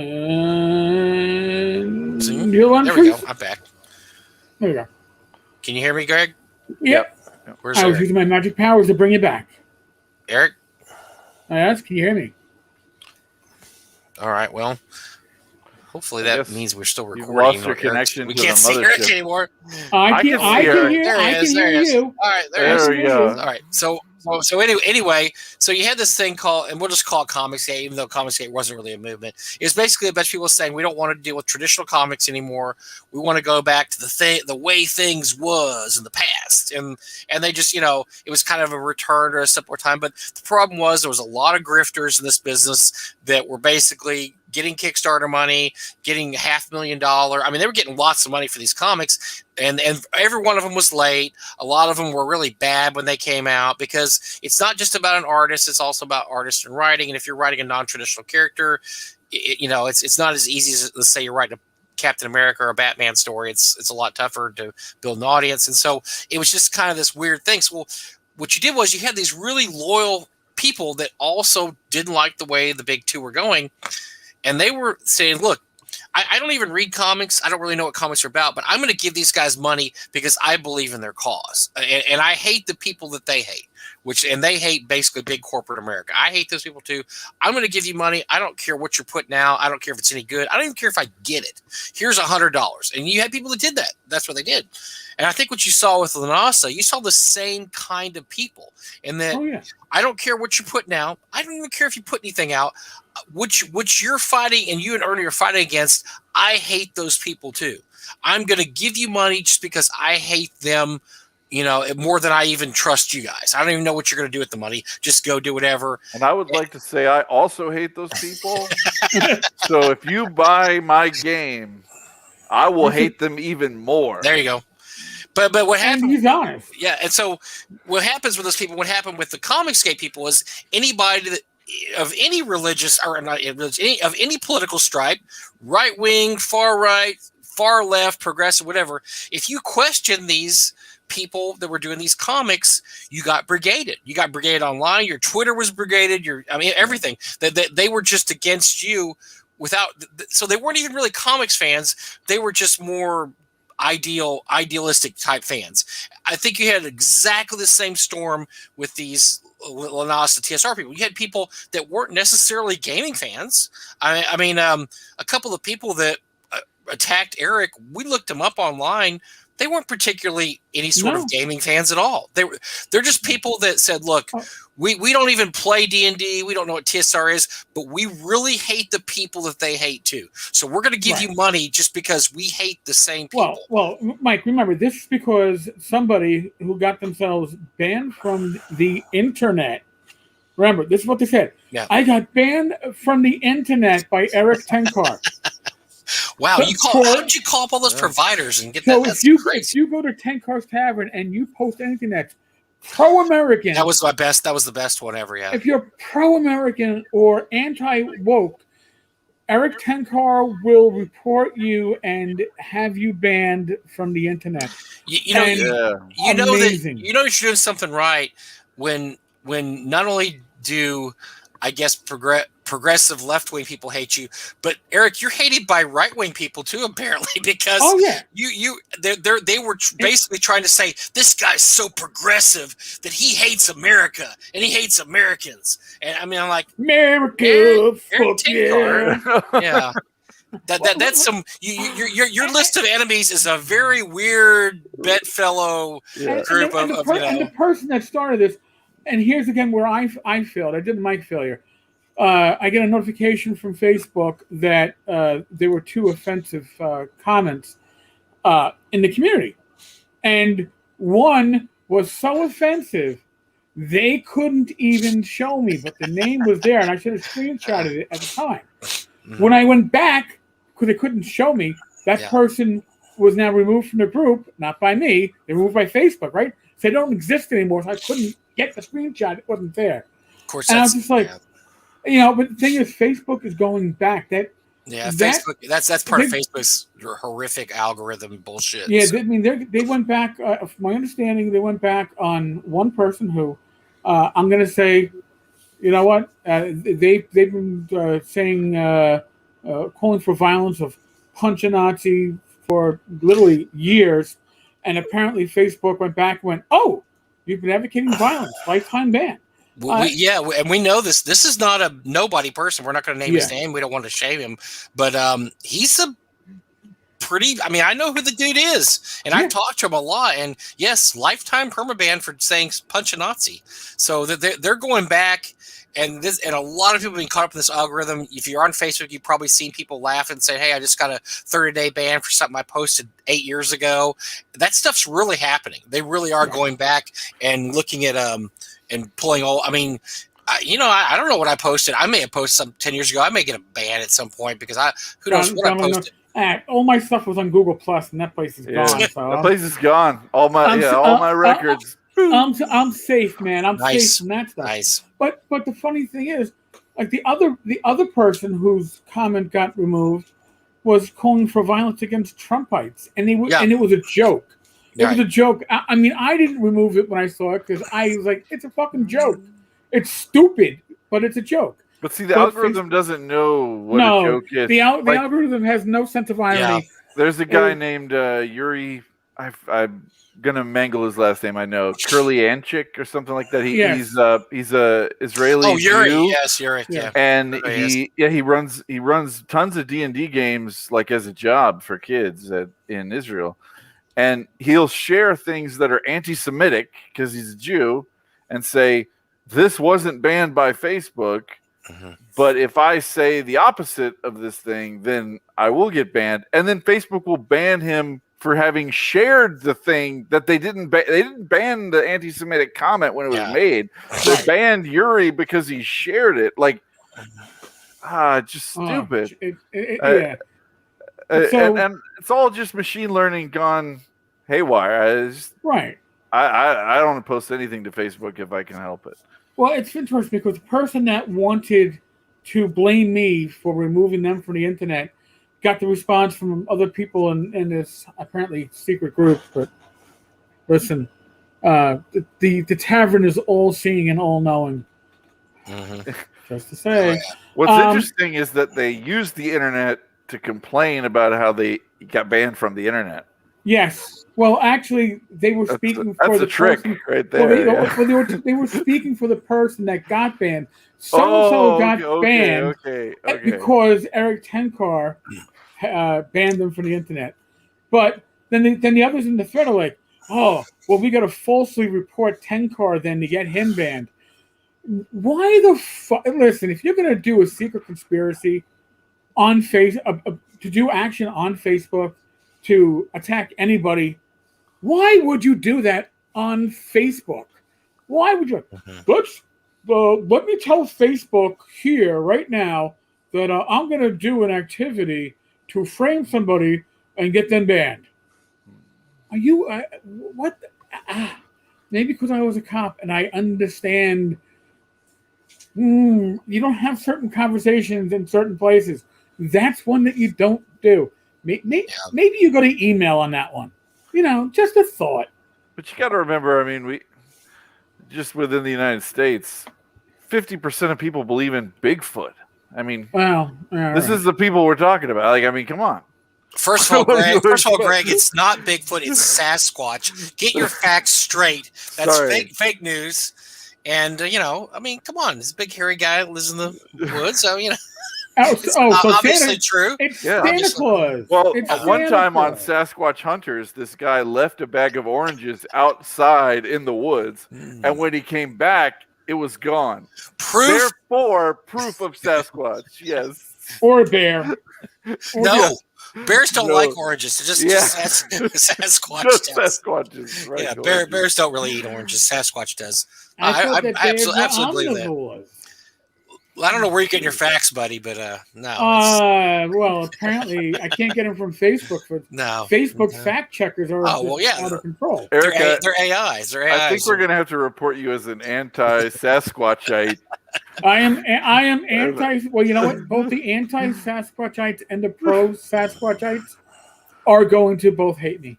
That's because I couldn't give a fuck about Sasquatch. Yeah. So there we go. Do I believe the Dakota video or whatever, that hairy creature walking with loped arms at the furthest range of your camera, so everything is pixelated when you can actually it's either a man in a costume, it could be anything. I've had trouble reading text in JPEGs. Yeah. Much less video footage from 500 meters. Yeah, you're going to really get some good quality there. I'm waiting for my father to catch Sasquatch on video. My father has one of those motion hunting cameras set up because when they're up in the Pocono, somebody's been dumping garbage in the woods across from the house. So he's trying to catch the dumpers. And I'm like, what are you going to catch? I mean, come on. Yeah. Maybe a deer. You're not going to... I don't know, but yes, this whole TSR giant lens fiasco is it's entertaining, but yes, I think This Week in Stupid is going to be a new segment, Mike. And the funny part is when we get to this week, and now it's just the biggest tempest in a teapot ever because You know, I mean, it drew these giant long threads from places like N-World and oh my god, N-World was on. Yeah, I'm gonna give credit where credit is due, and it will pain me to say this. Yeah, because we don't like to give Morris credit for really anything. Right, and listen, Morris and I. He is doing a great job documenting large numbers of idiot opinions. Yeah. Yes, and preserving them. Well, and not only that, he's done a great job being right on top of the TSR fiasco, and I give him a lot of credit for that because he's. I mean, I hate. Listen, I don't know, Mike, if you saw this or either one of you saw this, but if you went to the Gen Con YouTube channel, there is a video about. Well, it isn't about this. It has a six-minute segment about the new TSR, and it's for clueless individuals who I will not describe because it would be embarrassed if I did. But it's for clueless individuals on the Gen Con channel who may have, in the course of the last week and a half, have hit 100 views in this video, probably because of the people I sent to them. All right? But there's like I will give them credit. Their video is bookmarked in the description, so you can go click and go, hey, I want to go right to this TSR saga, and right from the start they start talking about, so Ernie and Luke I think have different mothers, and they've never really gotten along, and they don't really. There's been a lot of strife amongst the siblings, and. Gary Gygax is horribly offensive, but that's a whole other issue. And Ernie, who runs this new company, TSR, and founded it, I was just like, if you are going to be posting on Gen Con, of all places, their official feed as an official spokesperson, which, by the way, you go, oh, we don't represent Gen Con. Why the fuck are you on the feed? But it was. Well, that was the same as those. What was that? What was those dum dums that was on Facebook? Clownfish. They have 250,000 subscribers. They're doing something. They're doing something right, which I guess is agitating because what they don't do right is research. Because they also shared that. Yeah, you know, and there's another brother there. I think his name's Luke, and I think he's by a different mother. And I'm like, oh my god, you know, it's Wikipedia. I mean, 5 seconds. Wikipedia. Look it up. I mean, it's not that hard, and these people, they don't even do basic research because they're all about ranting about something, and it was a dumb, stupid rant, and so Morris at least I thought he presented a pretty even view of this is the facts, ma'am, this is what they said, and didn't try to speculate on a bunch of just ridiculous stuff that wasn't really true or just make up things. He knew the players. He knew. Like I mentioned, I actually commented on that Gen Con video. I was like, listen, first off, Ernie and Luke are brothers from the same mother. Yep. And as far as I can tell, I've never heard them have any strife, maybe until now. And actually, the siblings all get along well, even the sibling from Gail. The issues are the siblings from the first wife and Gary's second wife. And I was like, and you missed the fact that the person causing most of the issue was Lanasa. I said, just because he doesn't have name recognition doesn't mean you should omit him from the narrative in the story that you're trying to tell. But he doesn't bring people to go, oh, look, there's a Gygax. As opposed to, who the fuck is a Lanasa? Which, I mean, I'll tell you the truth. Probably as far as I know, writing ability is not heritable. It is not. And not in this case, it's not, definitely. It's, So, that was one of the problems they ran into, was that people who knew right from left knew that Ernie had never written anything for original TSR. So when they're saying like, hey man, we got the gang back together, we got Jeff Leeson and Ernie, and everybody's like, huh? Whoa. What? Yeah, that's and we had Jeff D did a contract work for us, but he hates us now, and Tim Ward did Giant Lands, but he wants nothing to do with us, and Larry Elmore's our art director, yet he's never heard of us either, so I guess but we are filled with wonder. Whoa. No, you are filed with Wonder because they put Filed, on the website that's right. Wonder filed. Wonder filed. But maybe they took. Maybe it's under attack, so they can fix the title. Mm-hmm.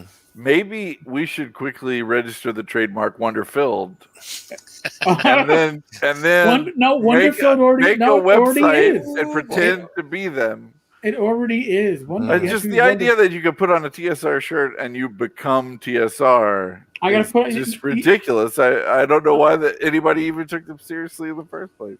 Because people are willfully ignorant. When I put on my magic hat, I will become. I mean, these before 1973 Gary Gygax. Before the TSR Facebook page was taken down, it had gold every day about people that had no clue what was going on, that were just so excited that TSR, the original published Dungeons & Dragons, was coming back, and they were going to publish D&D and this, that. So this was, I mean, if you went to the TSR Facebook page where it was taken down, you saw this stuff every day of just people they were just ignorant. They're just ignorance.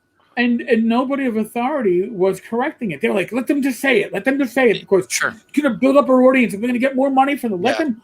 We never said it. At all. You can't hold us to it. We never said it. But we're not going to correct them. Like I said, not to name people because I don't want to embarrass anybody, but somebody whose opinion I trust and is usually pretty wired into the industry, reached out to me when this was going on and like, I heard a rumor that the TSR is going to get a license to publish AD&D first edition adventures. That's awesome. I'm like, wait, the company that just told Wizards of the Coast to go pound sand and fuck themselves, and it was basically like, please tell TSR we're Wizards of the Coast touched you badly. Why did it make you feel so bad? How did it offend you? They're going to license AD&D when Goodman Games couldn't get a license to say AD&D when they put out their Temple of Elemental Evil reprint. That tells you that they're not giving it away. Oh, all right. Let's see. Kevin Smith. People took them seriously first because they exaggerated their connections to old TSR hands who would have given them credit. They were actually working for them. But you know what? The moment they started saying, we are 1973 comeback, we are the originals, we founded Gen Con. So let me give you, here's my pitch. So let's rewind 3 weeks, and they put Bad Mike in charge of their company. All right. TSR. And so Lanasa says, we don't really know what to do. So here's what they would have done that would have stopped all this bullshit and missed it. They could have come out and said, look, we bought the TSR trademarks. We're not your father's TSR. We're going to have an old school mentality, and we're going to put out adventures based on old school rule sets.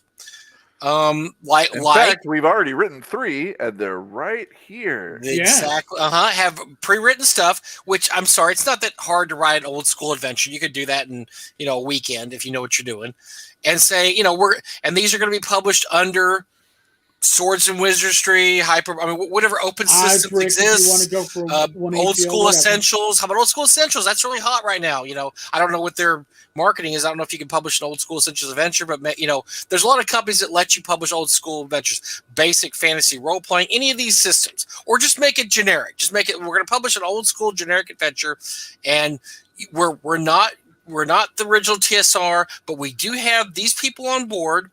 And we're going to start putting out old school stuff because, we're going to do it the way that, that you had it done in the past. And we're going to hire guys like Errol Otis. Actually, Errol Otis he's not doing any commercial stuff anymore. We're going to hire guys like Jeff D and, whatever to do stuff. I mean, all you had to do was not create any market confusion and say, here's who we are. Here's what we're going to do. We're going to publish OSR type adventures using a set rule set. That's already exists. That's free to publish under. Ostrich, use Ostrich. I mean, Ostrich's free to publish under. It's first edition D&D. There's all kinds of things they could have done. That's what I would have told them to do. Is don't pretend like you're something you're not. Exemplify or push forward what you are. What are you? We're a company that wants to bring back old school gaming. We have Ernie on our side. We've got Jeff Leeson. We've got Jim Ward. Whatever. This Giant Land stuff should have been a sideline. They should have said, whatever. They should have had one account from the very beginning. I would have told them to hire a PR guy or a marketing guy. They should have hired Michael Havermill 3 weeks ago, a month ago, and say nobody posts anything unless it goes through random person, Michael, whoever, or me, whatever. But Mike, we're talking about an industry where, except for maybe 4 companies, everybody else struggles to pay for an editor. And you're talking about them paying for having PR people and stuff. Well, they eventually had to. I mean, they this guy apparently they had to get somebody eventually. And I think the problem with a lot of these things, Greg, is that people think they can do this all themselves. It's like the guy the guy thinks he can edit his own. You had editors, right, Greg, for your A&A. I mean, I hope you did. I mean, I did. I was the first edition. I got by with the help of some friends and stuff. It's tough. It's tough to when you have no revenue coming in to pay $500 for a. But you knew that you couldn't publish something that you wrote yourself and that nobody else looked at. That's right. It's the same thing. You had.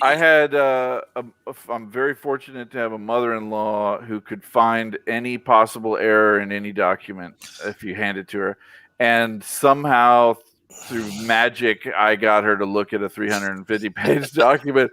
And she found more things than I could have possibly imagined she would find. I fixed them. I'm sure there's problems, but it's way better than if I tried to do anything on my own. Somebody editing their own work is the same thing as somebody thinking, I'm going to run this company and I'm just going to tweet randomly and post stuff randomly. It's the same concept. These people don't.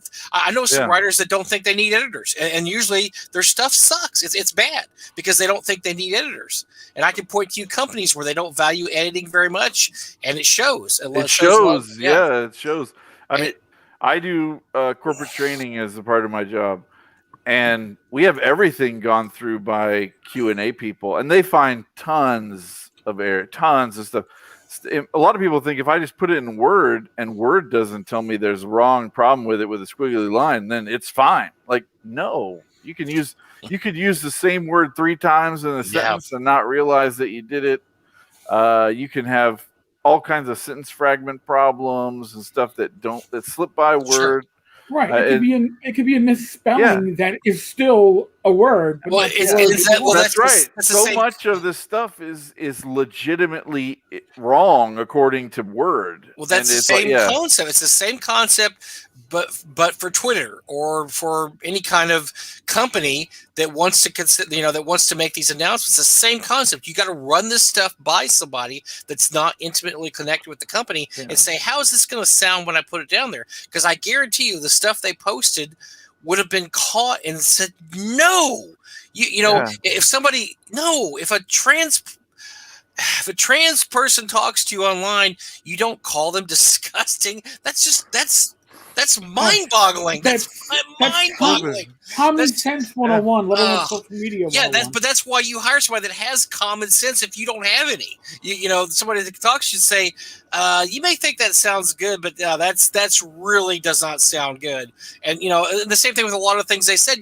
I guarantee a public relations guy would have probably told them, don't lean into this we're TSR thing. Don't lean into this too hard because you're going to create market confusion and you're going to get the big guys to step on you eventually because TSR or WotC is not going to let you walk around saying you created D&D and that you created Gen Con. Right. Which goes to our speculation they may have gotten to C&D, which is why they shut up. And so this is I know even if you could find somebody that's not, they don't have to be a major hire from a big corporation, just somebody that's done marketing or PR in the past that can tell you, look, here's what my next tweet's going to be. What do you think? No. We're not going to do this. Or the best thing is don't tweet at all. That's what I was about to say. Don't do anything. Twitter don't say any opinion. Twitter is a cesspool. Facebook's even better, at least because you can go to Facebook and you can Facebook's a little gentler. Twitter's a cesspool, and Facebook isn't quite that bad yet. So unless you've got fuck you money like Adam Carolla or Joe Rogan, just don't offer your advice. Or Elon Musk can get on Twitter, and Elon Musk does not care who insults on Twitter or what he says. But he's Elon Musk. Of course, he can do whatever he wants. He doesn't care if that 100,000 people are pissed off at him. Well, they got the money.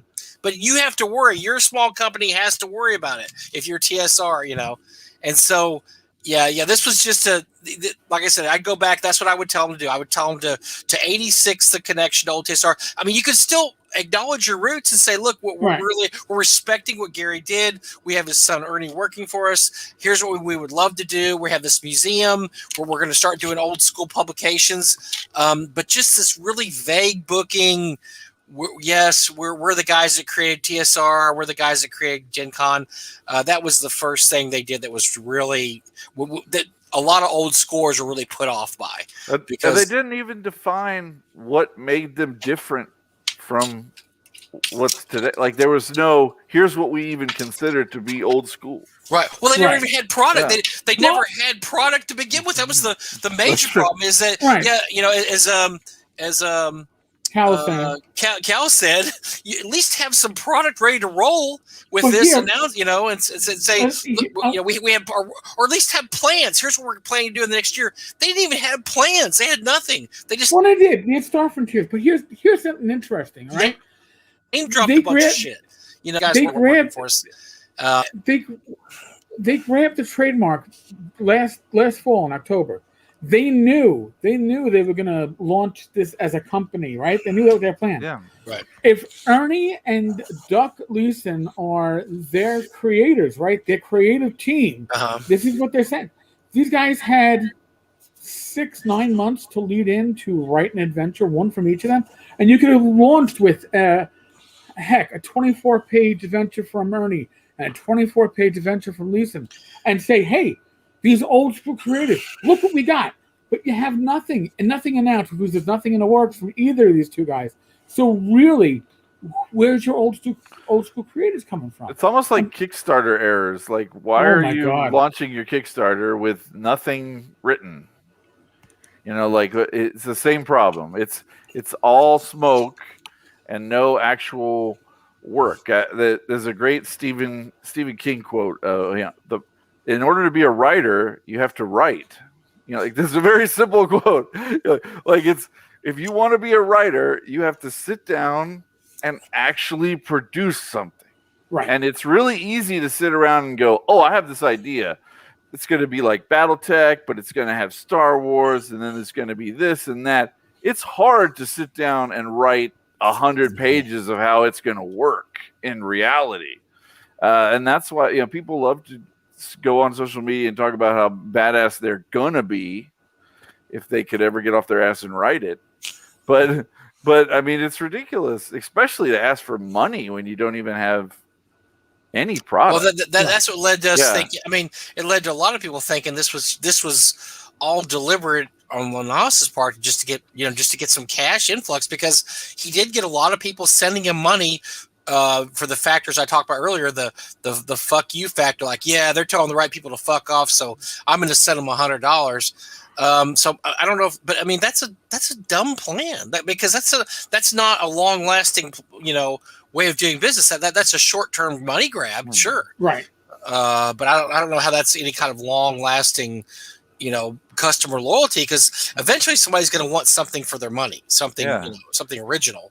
They could come out and say, hey, look, here's Undermountain, and we're going to make an adventure that's like Undermountain, and here's how it's going to be like that. Like, it's not going to touch Undermountain's trademarked D&D content, but it's going to work like this, and here's how we're using these principles. We're going to do these things. Well, I think Ernie still owns Memorial Tomb. I mean, I know that Troller Games is going to reprint it, but he still owns it. He could make it.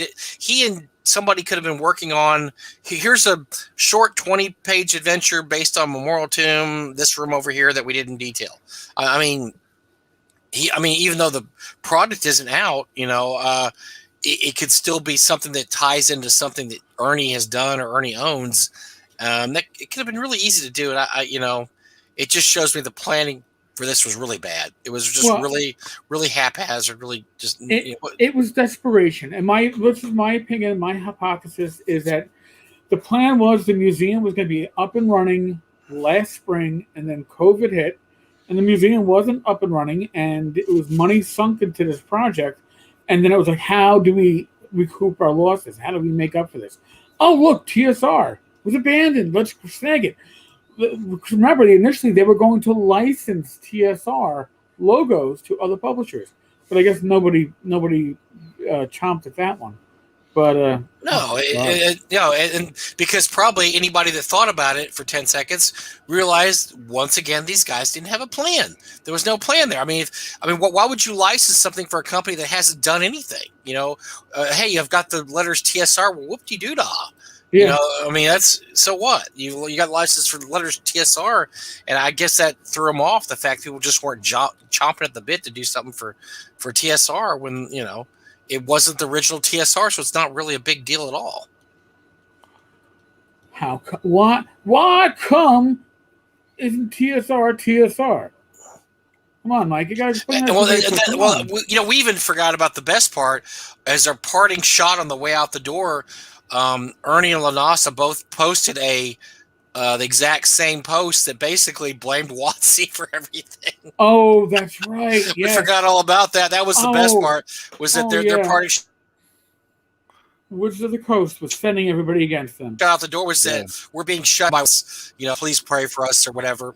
I don't know what they said. I can't remember the exact announcement, but yeah, it was that was even head scratching, and it showed they were completely buying into their own hype at that point.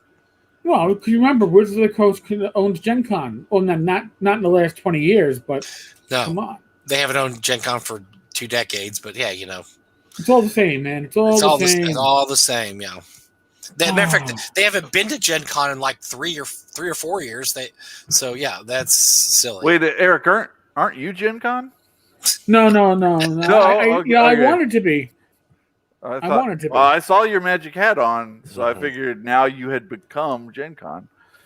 Maybe in an alternate reality, I could become Gen Con, but not in this reality. I'd like to try though. Can I please be Gen Con? Yeah, we'll have grits wrestling. You could become Gen Con, and then you could begin licensing the right to use your trademark to other people for their product. Well, how about I'm Gen Con with 2 N's? Would that work? Maybe. Yeah. The Generation Connector. And yeah. Gen Con. Mm-hmm. Or is this a general con? Like that would only have one Gen Con. No, we're just general con. We're just a general con. I mean, we're not trying to steal anybody's trademark. Yeah, nothing specific, just your money. It's a general con. But maybe Ken Whitman already has. You could list yourself as the artist. Ooh, I could be the artist. Gen Con artist. Oh, listen, if anybody bought my art, it would definitely be a con. All right, because a con job, con job, exactly, yeah. Ericon, no. Listen, we actually thought of a 10 con. Yeah, what are we going to do at 10 con in New York? It's supposed to be New York City con called 10 con. What happened to that? Joe wanted me to do a pub con, and I would have if my pub hadn't given up its party room because of COVID. Because we would have. That's where I had my wedding reception. It would have been perfect for a small 70-person convention, but no pub con. Ernie could argue the artist formerly known as Prince established the creator never loses the right to tell the public that they are the original source. He doesn't. Yeah, he doesn't own the rights to 10, and none of those guys own the rights to their characters, unfortunately. But yeah, Ernie could be the artist formerly known as the son of Gary Gygax. I mean, that's really. It's because Tensor was never his actual name. So it could be the company formerly known as TSR. Oh, I like that. Mm-hmm. That would be wonderful. And now they're just a symbol. Yeah. Ah. By the way, the Wonderful symbol was painful to look at, man. It was like it's trying to ape the TSR while being wonder-filed. I am filed with wonder. Wonder-filed. Well, I think we're going to hit the 2 hours. You should write more D&D songs, Eric. No, I should not, man. You should wonder-filed poetry by... Yes. I could do beat poetry, like the beatnik poetry about TSR. Look how far they've fallen out of the car. Somebody get a rhythm. We get a rap out of this, man. Oh no, let's not. I'll be flashing back to my early days on the job. No, thank you. Yeah. You could do. Remember the terrible poetry that Mike Myers did in Married an Axe Murderer movie? Oh my God. Yeah, I don't think do that. That would be. You get up on stage and you're like TSI. Yeah. Just go on rants about them. I could probably do that if it was about my good friend Ken, but maybe Gareth. Maybe Gareth. Whitman, he's a shitman, you know.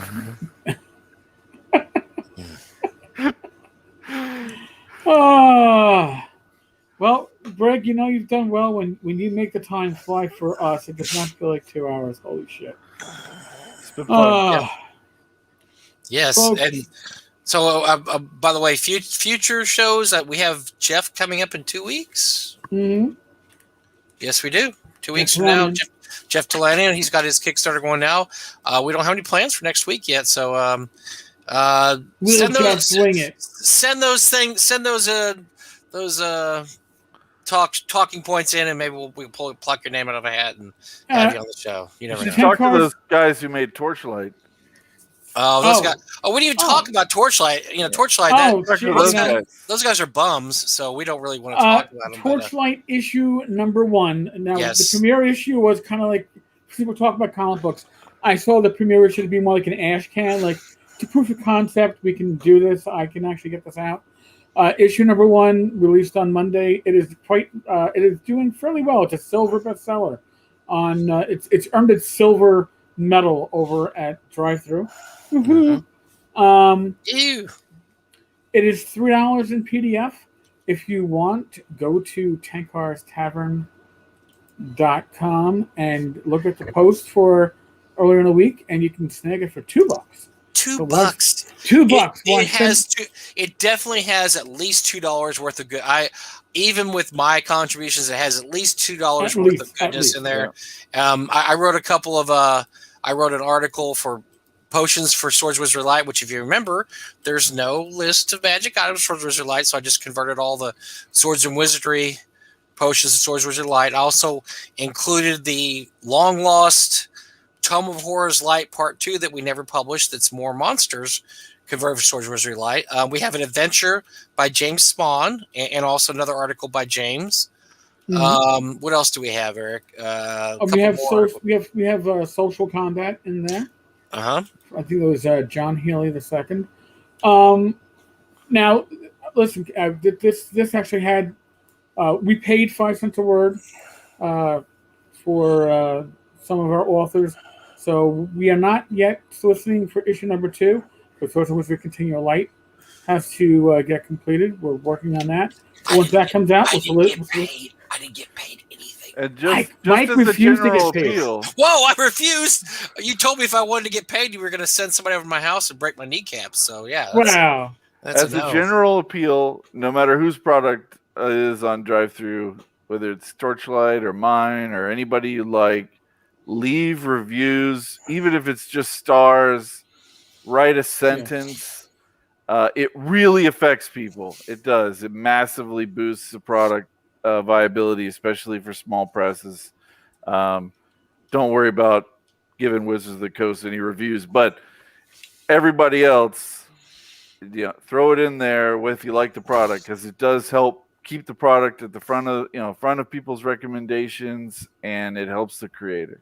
And we even classed it up by using some maps by Dyson that I assume were freebies. Hopefully they were free. But so we got some great. Trust me, if they weren't, we would have already heard from Dyson. I would have been. You would have already heard from us. Yeah, he's probably cursing me out anyway. Hey, they're free. I'm sorry, Dyson. They're free. We get to use them. But yeah, it's a great little. It's short, but it's well worth the price of $2. It's great stuff. Yeah, it's just. Now, it's a great supplement for Swords and Wizardry Light, Swords and Wizardry Continual Light, and some of the stuff in there can be used with regular Swords and Wizardry too, if you want to. Yeah. Actually, all of it. It's all pretty much compatible across the board. Mm-hmm. Now, we do, thanks to some feedback from one of our readers and a second look over by Michael Gross. We got some corrections. I'll be putting up our first file either tonight or tomorrow. So if you purchase it, you'll probably see a refresh.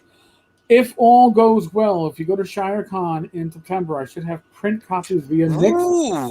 Oh, yes. If not then, I'll have it in time for Game Hall. So, and by the way, I'm going to have to pay off my bet from last week. Tom Wilson finished with over $15,000, so there will be a print version of Back to Basic 11 available at North Texas RPG Con next year.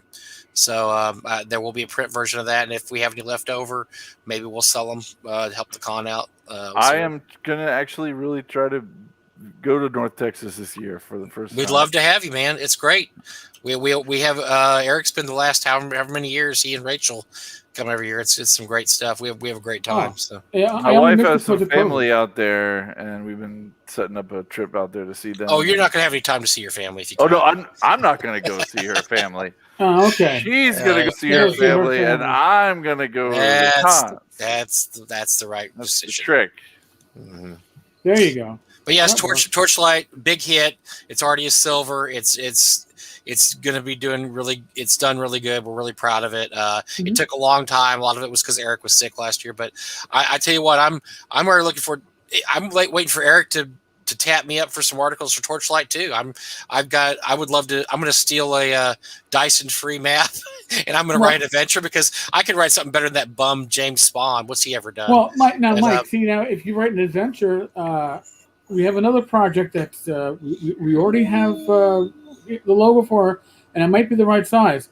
Pub Crawls, which is supposed to be a 4-page little adventure thing, Adventures for $1.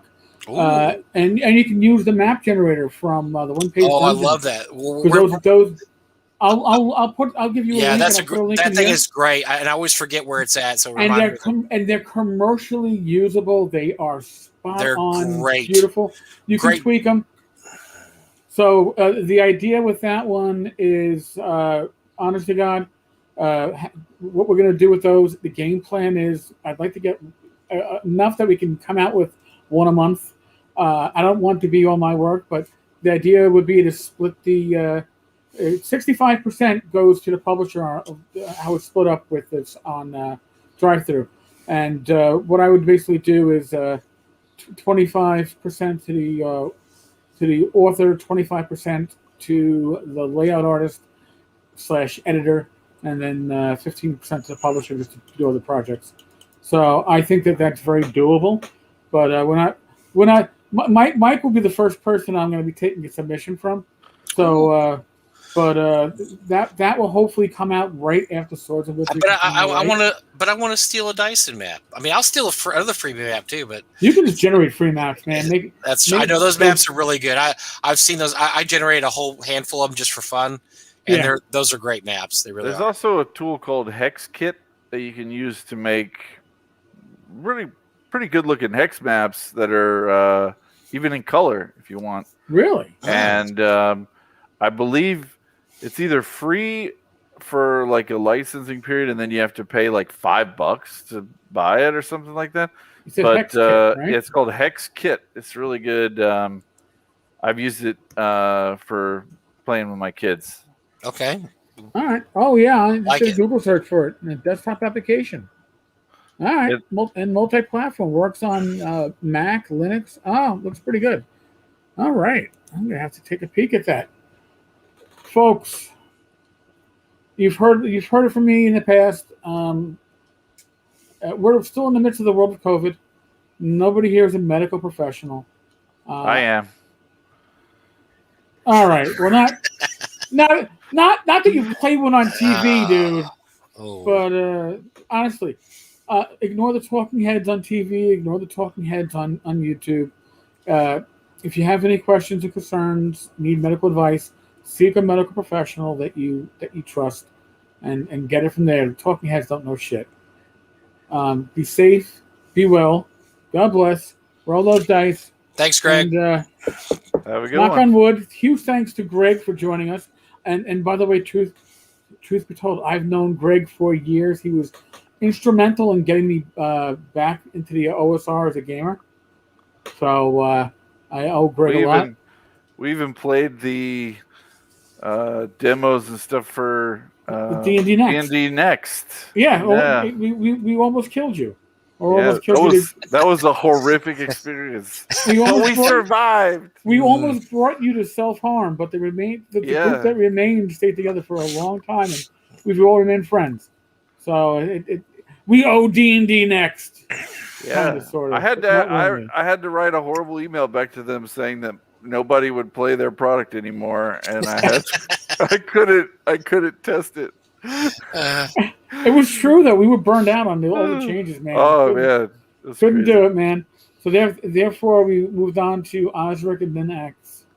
That's right. Man, good times, folks. Again, thank you. If you haven't yet, subscribe, like, and if you're watching this after the fact, please comment because it feeds the algorithm, which gets us seen. And on that note, laters.